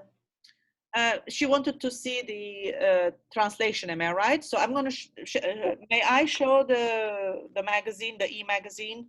Is this okay with everybody, or? Which university that takes care of that? It's Columbia University? Columbia Scholastic Press, yes, Columbia University. Scholastic. You want me certainly, yeah. Thank you. Okay, here we go. 1 second, please. Okay, let's go to my email. Just 1 second, I'm just gonna go, and this is posted at my school website. So it's out there. Anybody can see that. 1 second. So 1 second, I'm gonna go to my compose.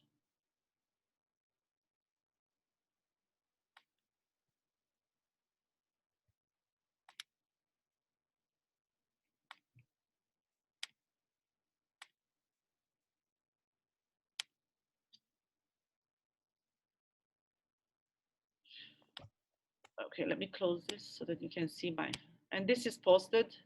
So you could see the gold medal, silver crown, yada, yada, yada. So now it's 2019. So this is the magazine.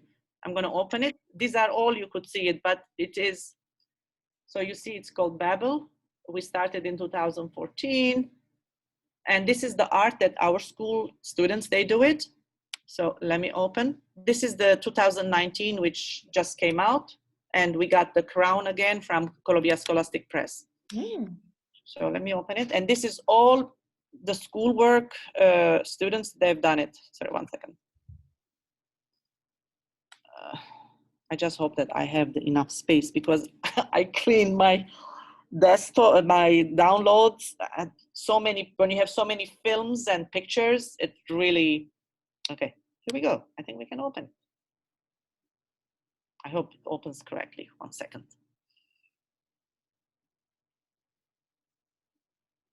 So,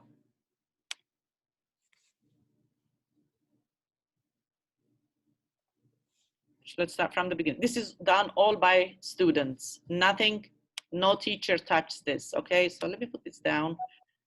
And so even the art is by students done. This is our art department. It says inspiration from the past. You have the student name there. So many details you're going to see here. So, okay. And you could see proverbs and says what it is, about us. So all the layout, everything is done by students. The name of the students, who they are, you see small bios. what language they submitted. It's all done. It's real journalism that we do. And I'm the creator and the advisor of this magazine. So, for example, last year when we had Arabic, Chinese, French, Greek, Icelandic, and these are all by students, Italian, Latin, Portuguese, Spanish, and Syriac. Okay, so here we go. And this is the art. Everybody, students who submitted art, their name, we give credits. So this is Arabic with a proverb.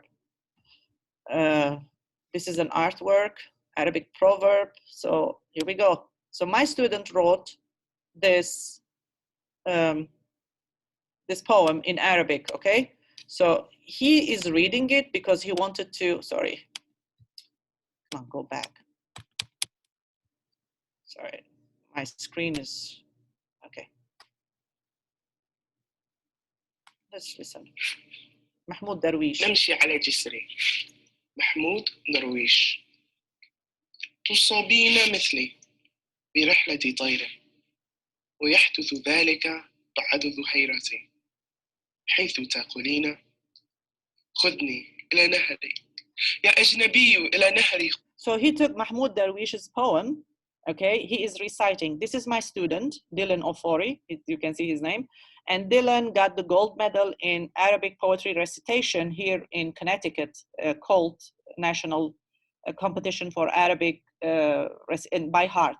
But here he's reading, but you can hear him and you could see his writing. خذني فإن طريقي على دفتيك طويل، والنسخ إلى ما يقول المشاة على جسري. لي عمل آخر غير هذا. So this student actually now he is in Penn University. He's doing the Penn and Wharton international studies, and he's taking Arabic there. But this is his translation that you were speaking about. This is one student. He took it this as a personal project, and you could see the art and how it's written. This is the translation.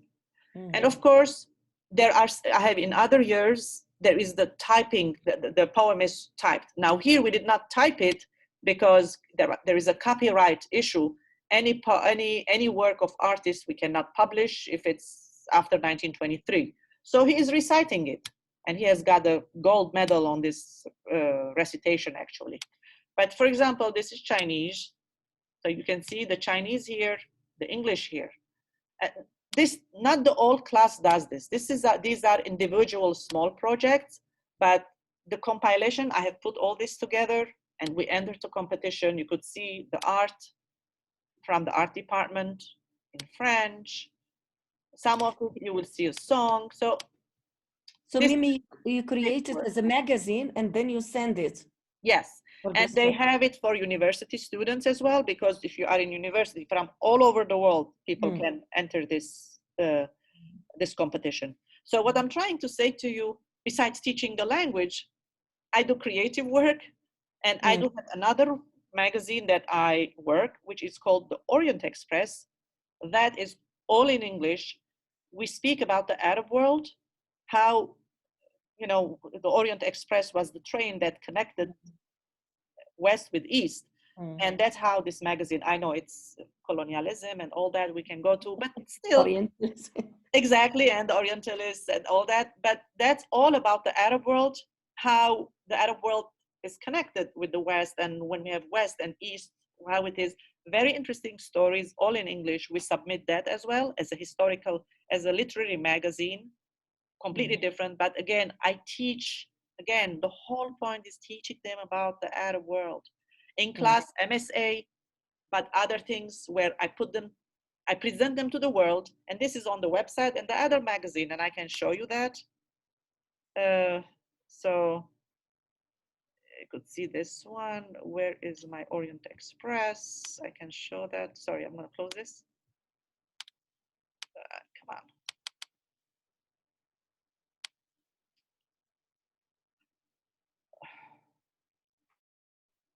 Okay, let me show you the one we was last year. Here we go. Oh, this is it actually. This is all in English. Okay. So sometimes they find interesting, they write interesting papers and they like to speak about the Middle East and the West. So this is it. It's a very small one. The new meets the old, divergence, unity. Okay, so here we go. Okay, here we go. Again, awards. So this is it. Worlds United, the Grand Bazaar of Istanbul, Greek culture beyond the stereotypes, the Tree of Life, the Echo of Time, Japanese archaeologists, perseverance. Like this student wrote about Afghanistan, and it's a personal story. It's interesting because what they see, students only what's happening in the world as a war, but nothing more. Again, this is the student art. Worlds United, okay. It's about religion, actually. Mm-hmm. The West, the Grand Bazaar of Istanbul. Look at the art. Again, this is all compiled by students. Greek culture beyond the stereotypes. You've seen my big fat wedding. So the Tree of Life, the Echo of Time. Okay, this is Far East, actually. We had a student who went to Japan and wanted to write. And this is about Afghanistan, actually. It's an interview. Mm-hmm. Fields of Green, the spread of Islam, okay? Especially now, you know, because of xenophobia and all that happened in the world. So here we go. This is a professionally written. We're submitting it to the, you know, to the world, because this is posted. And also you could see he's talking about the Abbasiyin, and it's very interesting if you read. And this is a high school kid writing about the Quran, and look at that. It's fascinating if you read it, and it's written in a proper form in English. So at the end of the day, this is all about learning about our culture and language in a different ways. So you have to come with a way that works for you. Mm-hmm. I have a question, Madam Mimi. Sure, please go ahead. Thanks so much for this rich presentation. Really very, very nice. Thank you. Just this Babel magazine is very important. Just I want to ask about the competition. It's for all levels or just, for example, university levels? So there is one for intermediate, one for elementary, or? No, the way it is this way. It's for high school and university. Yeah. The high school could be middle school and high school, because you want students to write language. The language is, again, language is the vehicle of culture. Yeah. Are we teaching them how to write? Teaching them how to speak? Or are we just playing? So university level is different. And the university, and both, this is the way. You can write a literary magazine. You can write, you can have a Newsweek newspaper if you're writing it in university level, again, or high school level, and yearbooks. Like, I mean, I remember when I used to teach at Middlebury, the summers, we used to do this yearbook in Arabic after 4 weeks. It was fun. We used to put every student's pictures, and students, they used to work because we had to have those you know, you teach language. In the mornings, we used to teach language, and in the afternoons, we had activities to do, okay? Yeah. And I remember I used to do a cooking class. I used to do this yearbook, which is, students loved it. They put their own pictures, and then we used to write in Arabic something interesting about each student. Now, it depends, who are your students? Where do you teach? What you can do? But if you go to CSPA website, you have all information there. Columbia University, Columbia Scholastic Press Association, that's the word. Let me write it down here, and let me put it in the thing, because you could see all the options, okay? Thanks so much. Oh, sure, let me put this, let me close this. See, my laptop now is getting slow. I'm not able to close this. And Mimi, I think we had another question about VR. Please go ahead. Maybe from Maha? Yes, Maha, please go ahead. I was just a little concerned that we would run out of time before we get to the hand-on Yes. session, because we kind of Sure. I'm gonna go and yes. I just want to see if I could. Okay, back to business. So now I will go back and show you first of all how to use Tour Builder. Is that okay, everybody? May I? Yes, thank you. So here it is. I'm gonna close this. Sorry, clean slate here. So first I type Tour Builder. So this is my first time in my life I'm typing it. I don't know this, I type it. Now, everything has got to learn more, and they have videos, so you can go and check it. So I click on my Tour Builder. I'm gonna make this bigger.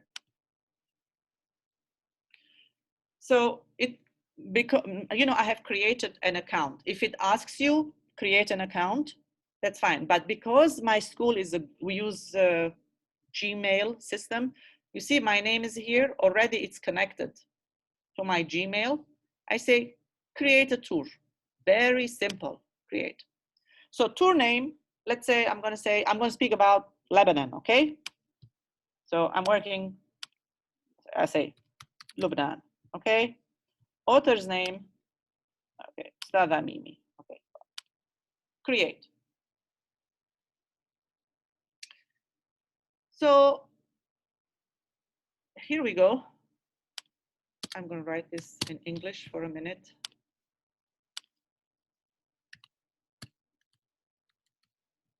You can type in any language you want. So I'm going to see introduction. I'm going to say add location. So I'm going to start from Lebanon, okay? Here we go. Lebanon, Beirut, Lebanon, okay? So my map takes me right away to Lebanon. You see both languages you have already. I'm in Lebanon, I'm in Beirut. So I'm going to start with my introduction.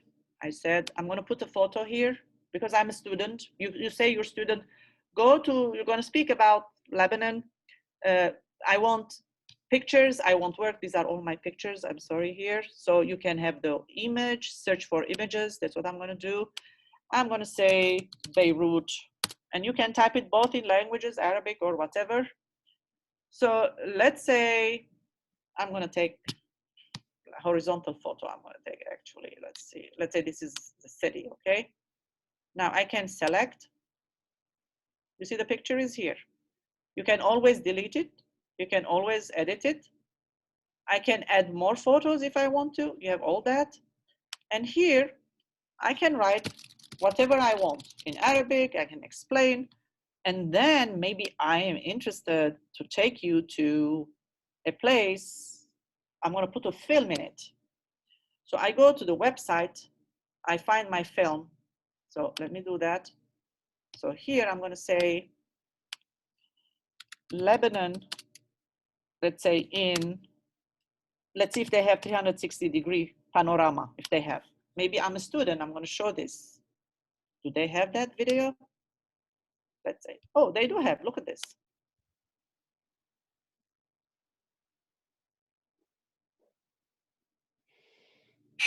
To demonstrate the incredible lightness of our shoes, we skipped the Hollywood special effects.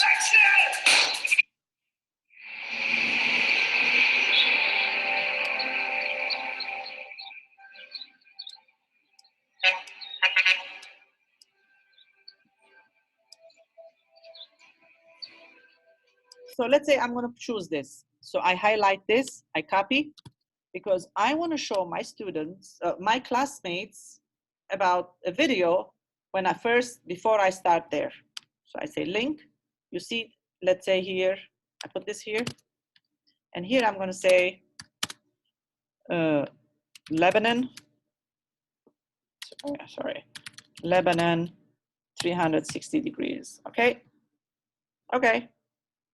I don't want it in a new window, I want it in the same. So this is ready now. I put a link. Now I can say Okay, let's say Lebanon is in the Middle East, etc. Okay, so you put your blurb, everything is fine. I need a path color because first I'm in Lebanon, I'm in Beirut, okay? Maybe I want to use in this presentation a purple color. That's fine. That's fine. And I'm going to add a location. I'm going to say, I'm going to first go to Beirut. Okay? I'm going to add this to the tour. If I'm interested to see what's in here as a student, I drop this guy here. And I see, oh my God, look at this. We're in downtown Beirut, actually. And I can make this bigger. This is the Roman baths. You see, automatically, it helps you. It tells you what it is. So a student, if he wants to write this in Arabic, goes it in Arabic, in English. So they can see what it is, okay? Okay, this is fine. I like it. Okay, I can go further. Look, I am using my mouse. Say, okay, exit street. So this is my first place. So I can type here, I can speak in Arabic, what it is, yada, yada, yada. Okay, it's done. Now I add another location. I'm gonna go to Jbeil, okay? And let's say I'm gonna write this Jbeil. So you see already it comes in Arabic. So Jbeil, Lebanon, this is where I wanna go, okay? So it took me to Jbeil. Ah, okay, add to tour. So already it connected. Do you see the connection?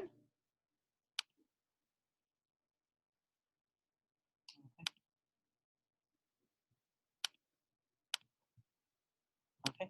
So here, again, I'm going to speak about Jbeil. I can put a day, I can put a link, I can do anything, I can put a PowerPoint, I can add things here, that's fine. And I'm going to say, fine, add another location. And now I'm going to go to Baalbek. Again, you want them to write in Arabic, okay, and speak about it. Do the research in Baalbek. You see, it comes automatically. So we went to Baalbek, add to tour. Now I put 3 destinations, okay? Let's say the same thing. This is very simple. This is what you have to do. I said done editing, okay? Now I'm gonna look at my work. Sorry.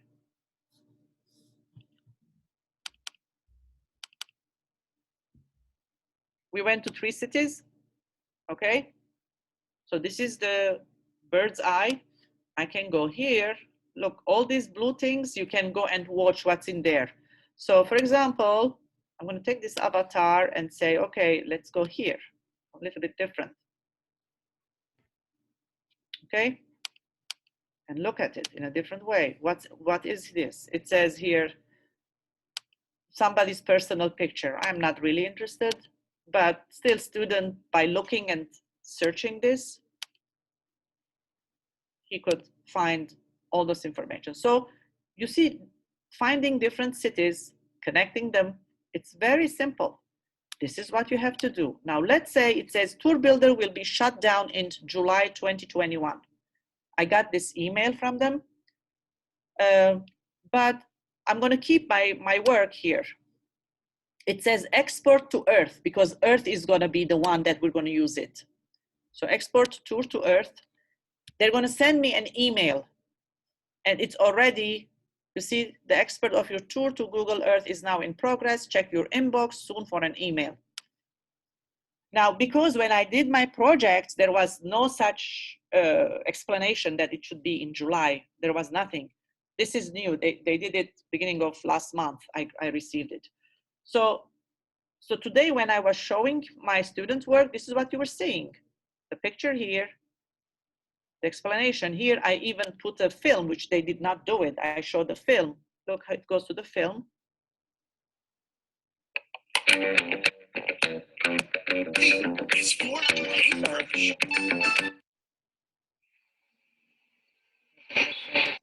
Okay. It's amazing.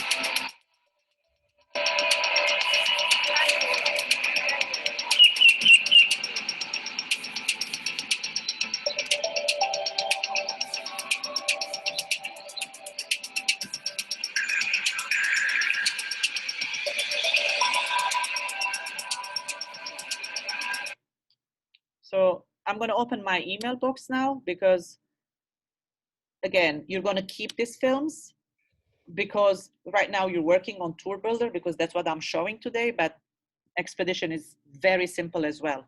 You see, they send me the link, open in Earth. Watch this. Very simple.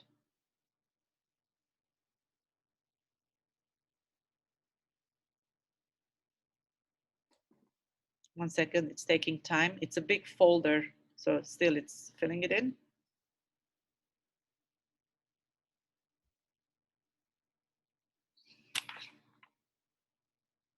Yeah, it's taking some time.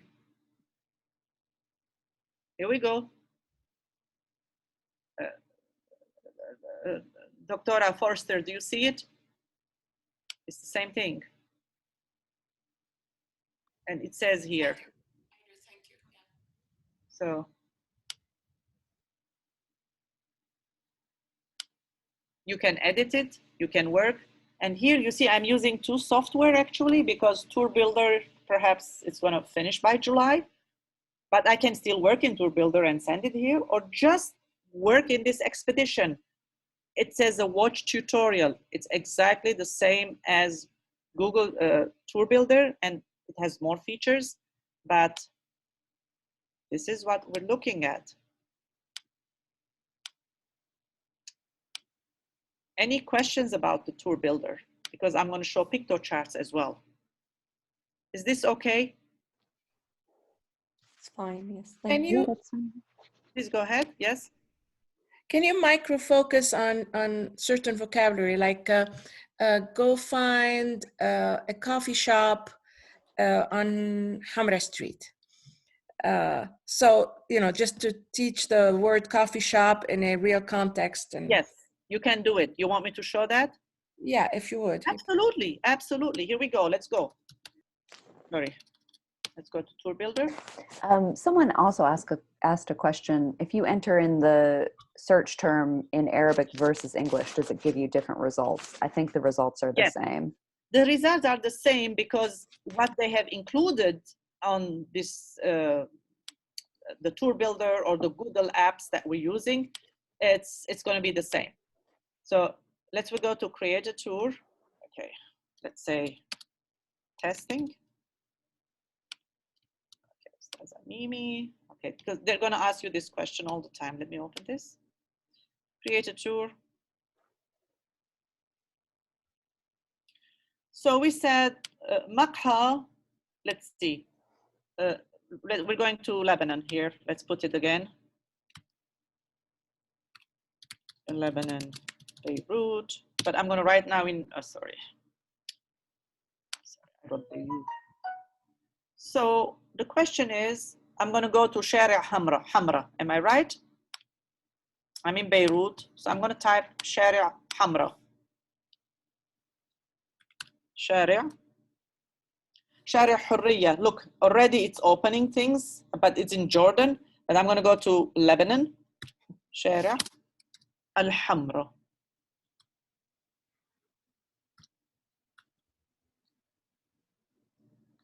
And look at this, how it's spelled.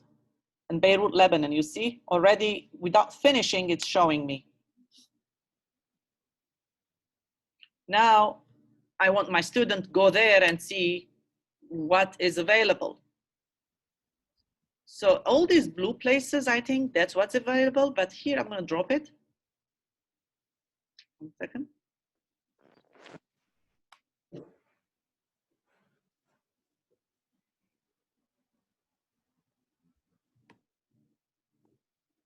So here we go. Make it bigger.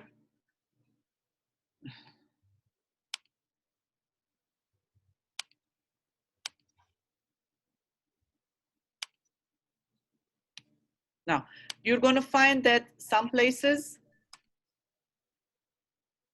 if they did not include it, you're not going to see it. But this is your Shari Hamra in Lebanon. Mimi, if you go back out, there was a coffee shop on there that did have the image on it that you might be able to. Here on this thing? Yes, I saw it was Russo Coffee. Okay. It's, you know, just as an example of a particular cafe to see if there were other. So I would say, let's say this, add tour, let's do this. Hamra, let's say makha. Let's see what it's, just generic word I'm going to throw there, okay? And see what it's going to show. I don't know any sorry. Let's see if it's going to show anything. Sorry, location. Makha. You see already it's opening, it's giving me choices here. Okay, Hamra, Makha wa Matham al-Hamra. Makha Kuzi. Makha for Awal. Maybe this is in English, it's written like that. So let's go here. So this was the question. So you want to show authentic experience. So let's go here, let's go there, drop this place. And yes. So showing still Shari al-Hamra, not necessarily the makha, but you have to look at it and you have to write it. I think Cafe Hamra, where is the Cafe Hamra? Where is it? Cafe Yunis, here we go. Okay, here we go. This is what you wanna. Za'atar Uzayt, this is famous in Lebanon actually. Okay. But let's go back. We're gonna go to a restaurant here, Cafe Yunis. Okay, let's go there.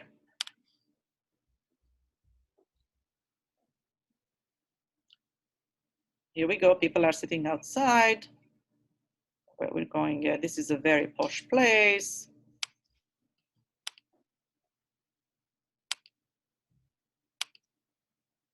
It's a parking lot, don't need it. But yes, you can put those words and you can find places. Correct, you can do that. And this is in front of a hotel, it looks like. It's more than the ordinary. But what I can find an ordinary one, for example, I know that if I go to Lebanon,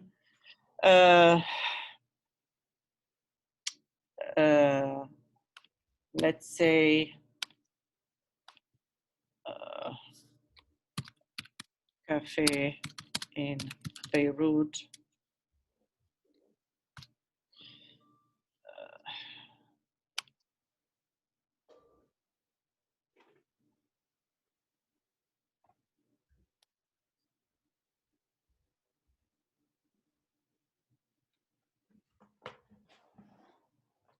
You have to put the names and check it.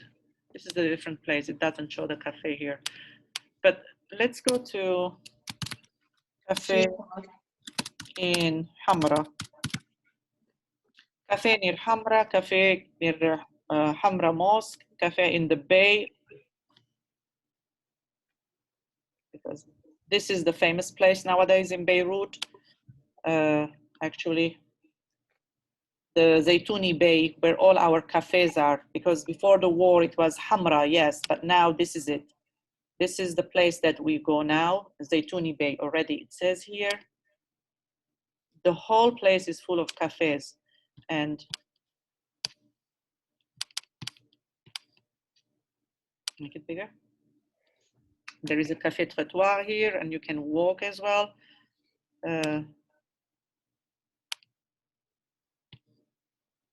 Go nearer, yes. So yes, you can find it and those are the hotels. You could see the contrast between them. Yes, you can enter any name as long as it's included. It's gonna take you the grill, Za'atar Uzayt, Leila's restaurant. I love this restaurant. When I go, I usually go. I love their ice cream and the Ghazl al-Banet.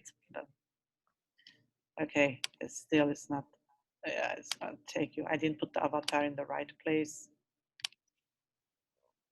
Okay, so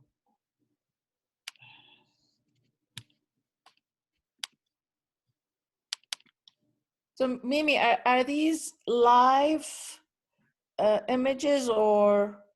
These are the present images taken from the satellite. Yeah. It's a Because satellite. You're looking at the satellite photo and it changes because if things change, it's going to change. Yes, they're satellite. maybe these places don't exist anymore after the. No, it exists. It's a satellite image. That's what I'm saying. Okay. It But I mean, the cafe and all of these, maybe you're not finding them because they're not open anymore. It could, yes, because of COVID right now, what's happening. Okay, but the thing is that, yes, you're going to put the name, you're going to find it. This is the way, it's a bird's eye. It's satellite, which is showing you. So it's very simple. Just put the name and go there. Yes, but it takes time. Right now, my internet is a little bit low as well because I have so many things opened on my laptop. Yes, you can do it. But this is the idea. You take the idea and apply it. Yes. So in this way, the student will send you the link to see their work, or so when they're finished, you say finished, gives you a link. They send the link. That's why I was clicking on the link. And the beauty of it, what I usually do is I put it on a Padlet when I come to class, because everybody sends me. Then I open a Padlet at home. I put everybody's work on Padlet so that when I come to class, I just click on it. Everybody's name is written. It's centralized. It's easy to show. So that's what I do. And when you're a professor, you're traveling, you're going to show your student work or something. It's so handy to have it all together, everything together, because maybe you're going to show a big folder of works. So that's what I do. May I go to Piktochart now? Yes, please. Thank you. And So, of course, everyone else can feel free to pop off. I know we said 12 to 2. So if anyone has to go, all the slides and stuff will be posted online in hopefully just maybe a week. So yeah, this is Piktochart. So the Piktochart, you just piktochart.com, and it is included in both of these links are included in the PowerPoint. So you have to sign up. You have to first. So you have to put your name, your information. So I don't need to do that. I'm going to log in right away. Now there is a free version. You can do 5 Piktochart, and if you pay more, you can get more. Okay. So I don't pay for the only thing that I paid for was my screencast, because my films were very big to show during these presentations. And the free version of all the films that I had, I couldn't download everything. So I said, you know what, I had to present myself and record everything. That's what I did. But all my other gimmicks that I use, I never pay, because there is always something new. So I use the free version. So what you do is this, you say create. You see, when you say create new, it says infographics, presentations, posters, reports, flyers, social media. You have all these possibilities. My students use posters, so I'm going to use poster. When you say poster, you see all this? These are all free templates. Maybe you want to take one of these and just put the picture, and you type everything in Arabic, first in Word document or in Google Docs. You don't type in here. You just copy and paste right away. I'm a person that I like to start on a blank one. This is a blank one, okay? Very easy, very simple. Now, once you open your poster, it says shapes, illustrations, lines, photos, photo frame, graphics. This is the palette that you're going to use. So first of all, I'm going to put a color. Let's see, is this color good? Or should we do this or this? So you have free ones, and then you can see some are you're going to pay. But because this is not, I didn't pay it, it's all free, all these options. So here, okay, I'm going to use this one actually. I like the blue. Okay. I'm going to put a text, my title. So I am assuming that the student or you have already, everything is in Google Docs. Okay. You copy from your Google Docs. Okay. I have Grammarly as well in my system. I would say الحضارة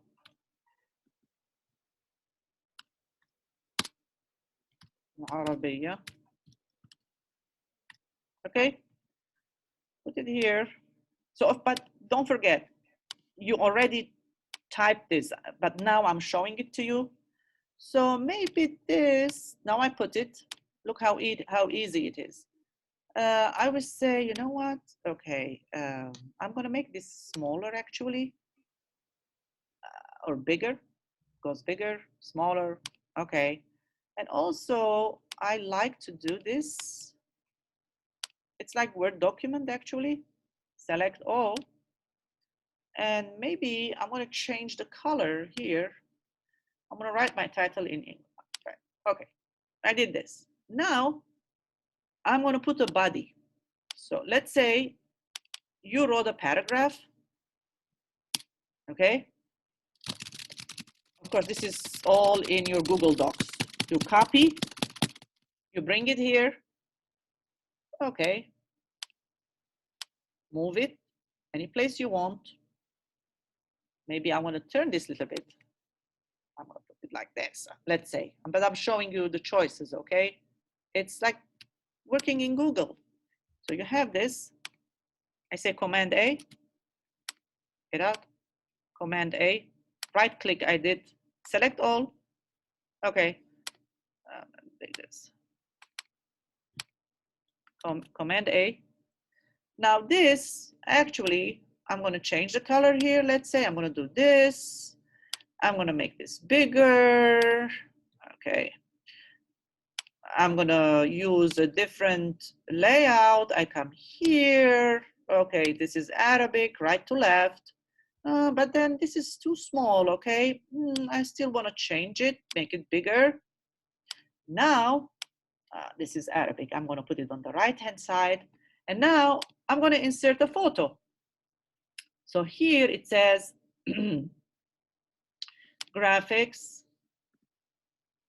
for uploads. So I have my library here. Let's say I'm gonna get a photo from here and put it. I'm gonna put this logo, let's say. So what you do, let's say you don't have a photo here. You can browse images, okay? From my computer, I can do that. Or just get it from the internet, sorry. Cancel. Or just get it from internet.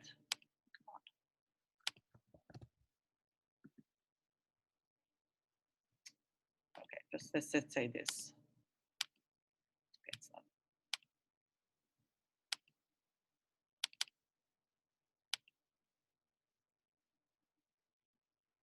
Okay, to make life easier, this is what I will do. I will Google a photo about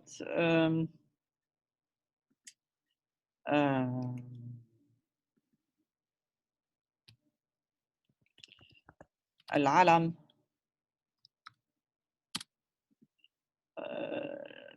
العراقي, let's say, okay? Let's say this. Okay, images, I did this. Okay, maybe I like this one. Okay, save, copy image, save images. Okay, I'm gonna save this.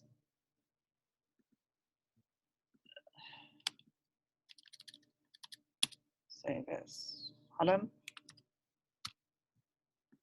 Okay, I saved it. Let's say I go back here. Sorry, I go back here. This is where I was, browse image. So this is on my desktop. Okay, it's here. Open it. First it puts in the library, and then from library, I just put it here. Okay. I can put a title underneath. So this is my palette here. So I put a text, I put a title, I put a picture, and I keep going. I can put another poster if I want to. Usually my posters are one page. That's what I ask my students to do. But you can have many, like you saw, the first student had several. It asks you, to add. Once you finish, you say yes, you can add it here. See how I added it? Now I'm going to go to the first one. I go 1 at the beginning. I can add, go down. Let's say I'm done. Okay, preview. What did I do? If I want to make a change, okay, exit preview. I'm going to save it.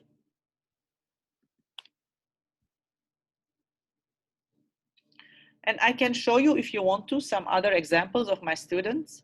So once you save, you download. Download as ping.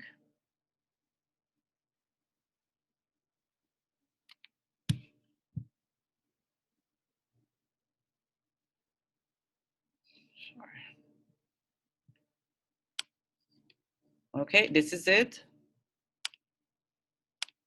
I'm opening it.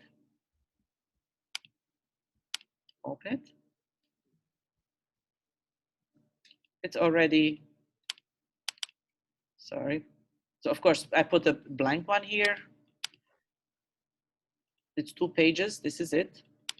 And now I'm going to say, you know what? I'm going to share this with somebody I want.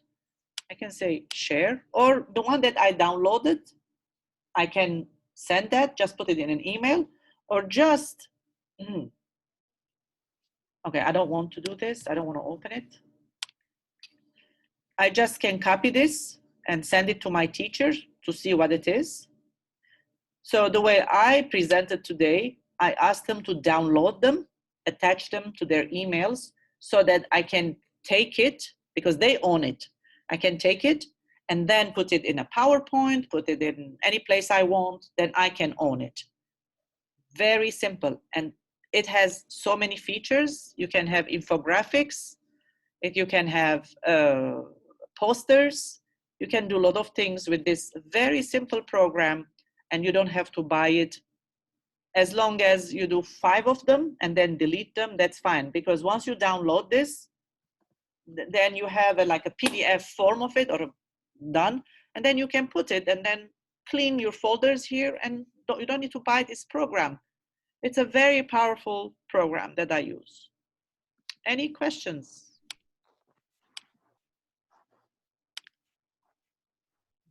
Is this okay? Yes, this was wonderful. Thanks, Mimi. Thank you so much. Thank you for coming. It looks like maybe we don't have any questions. So, on behalf of everyone, of course, there's many thank yous in the chat box, but thank you so much, Mimi. This is very much appreciated.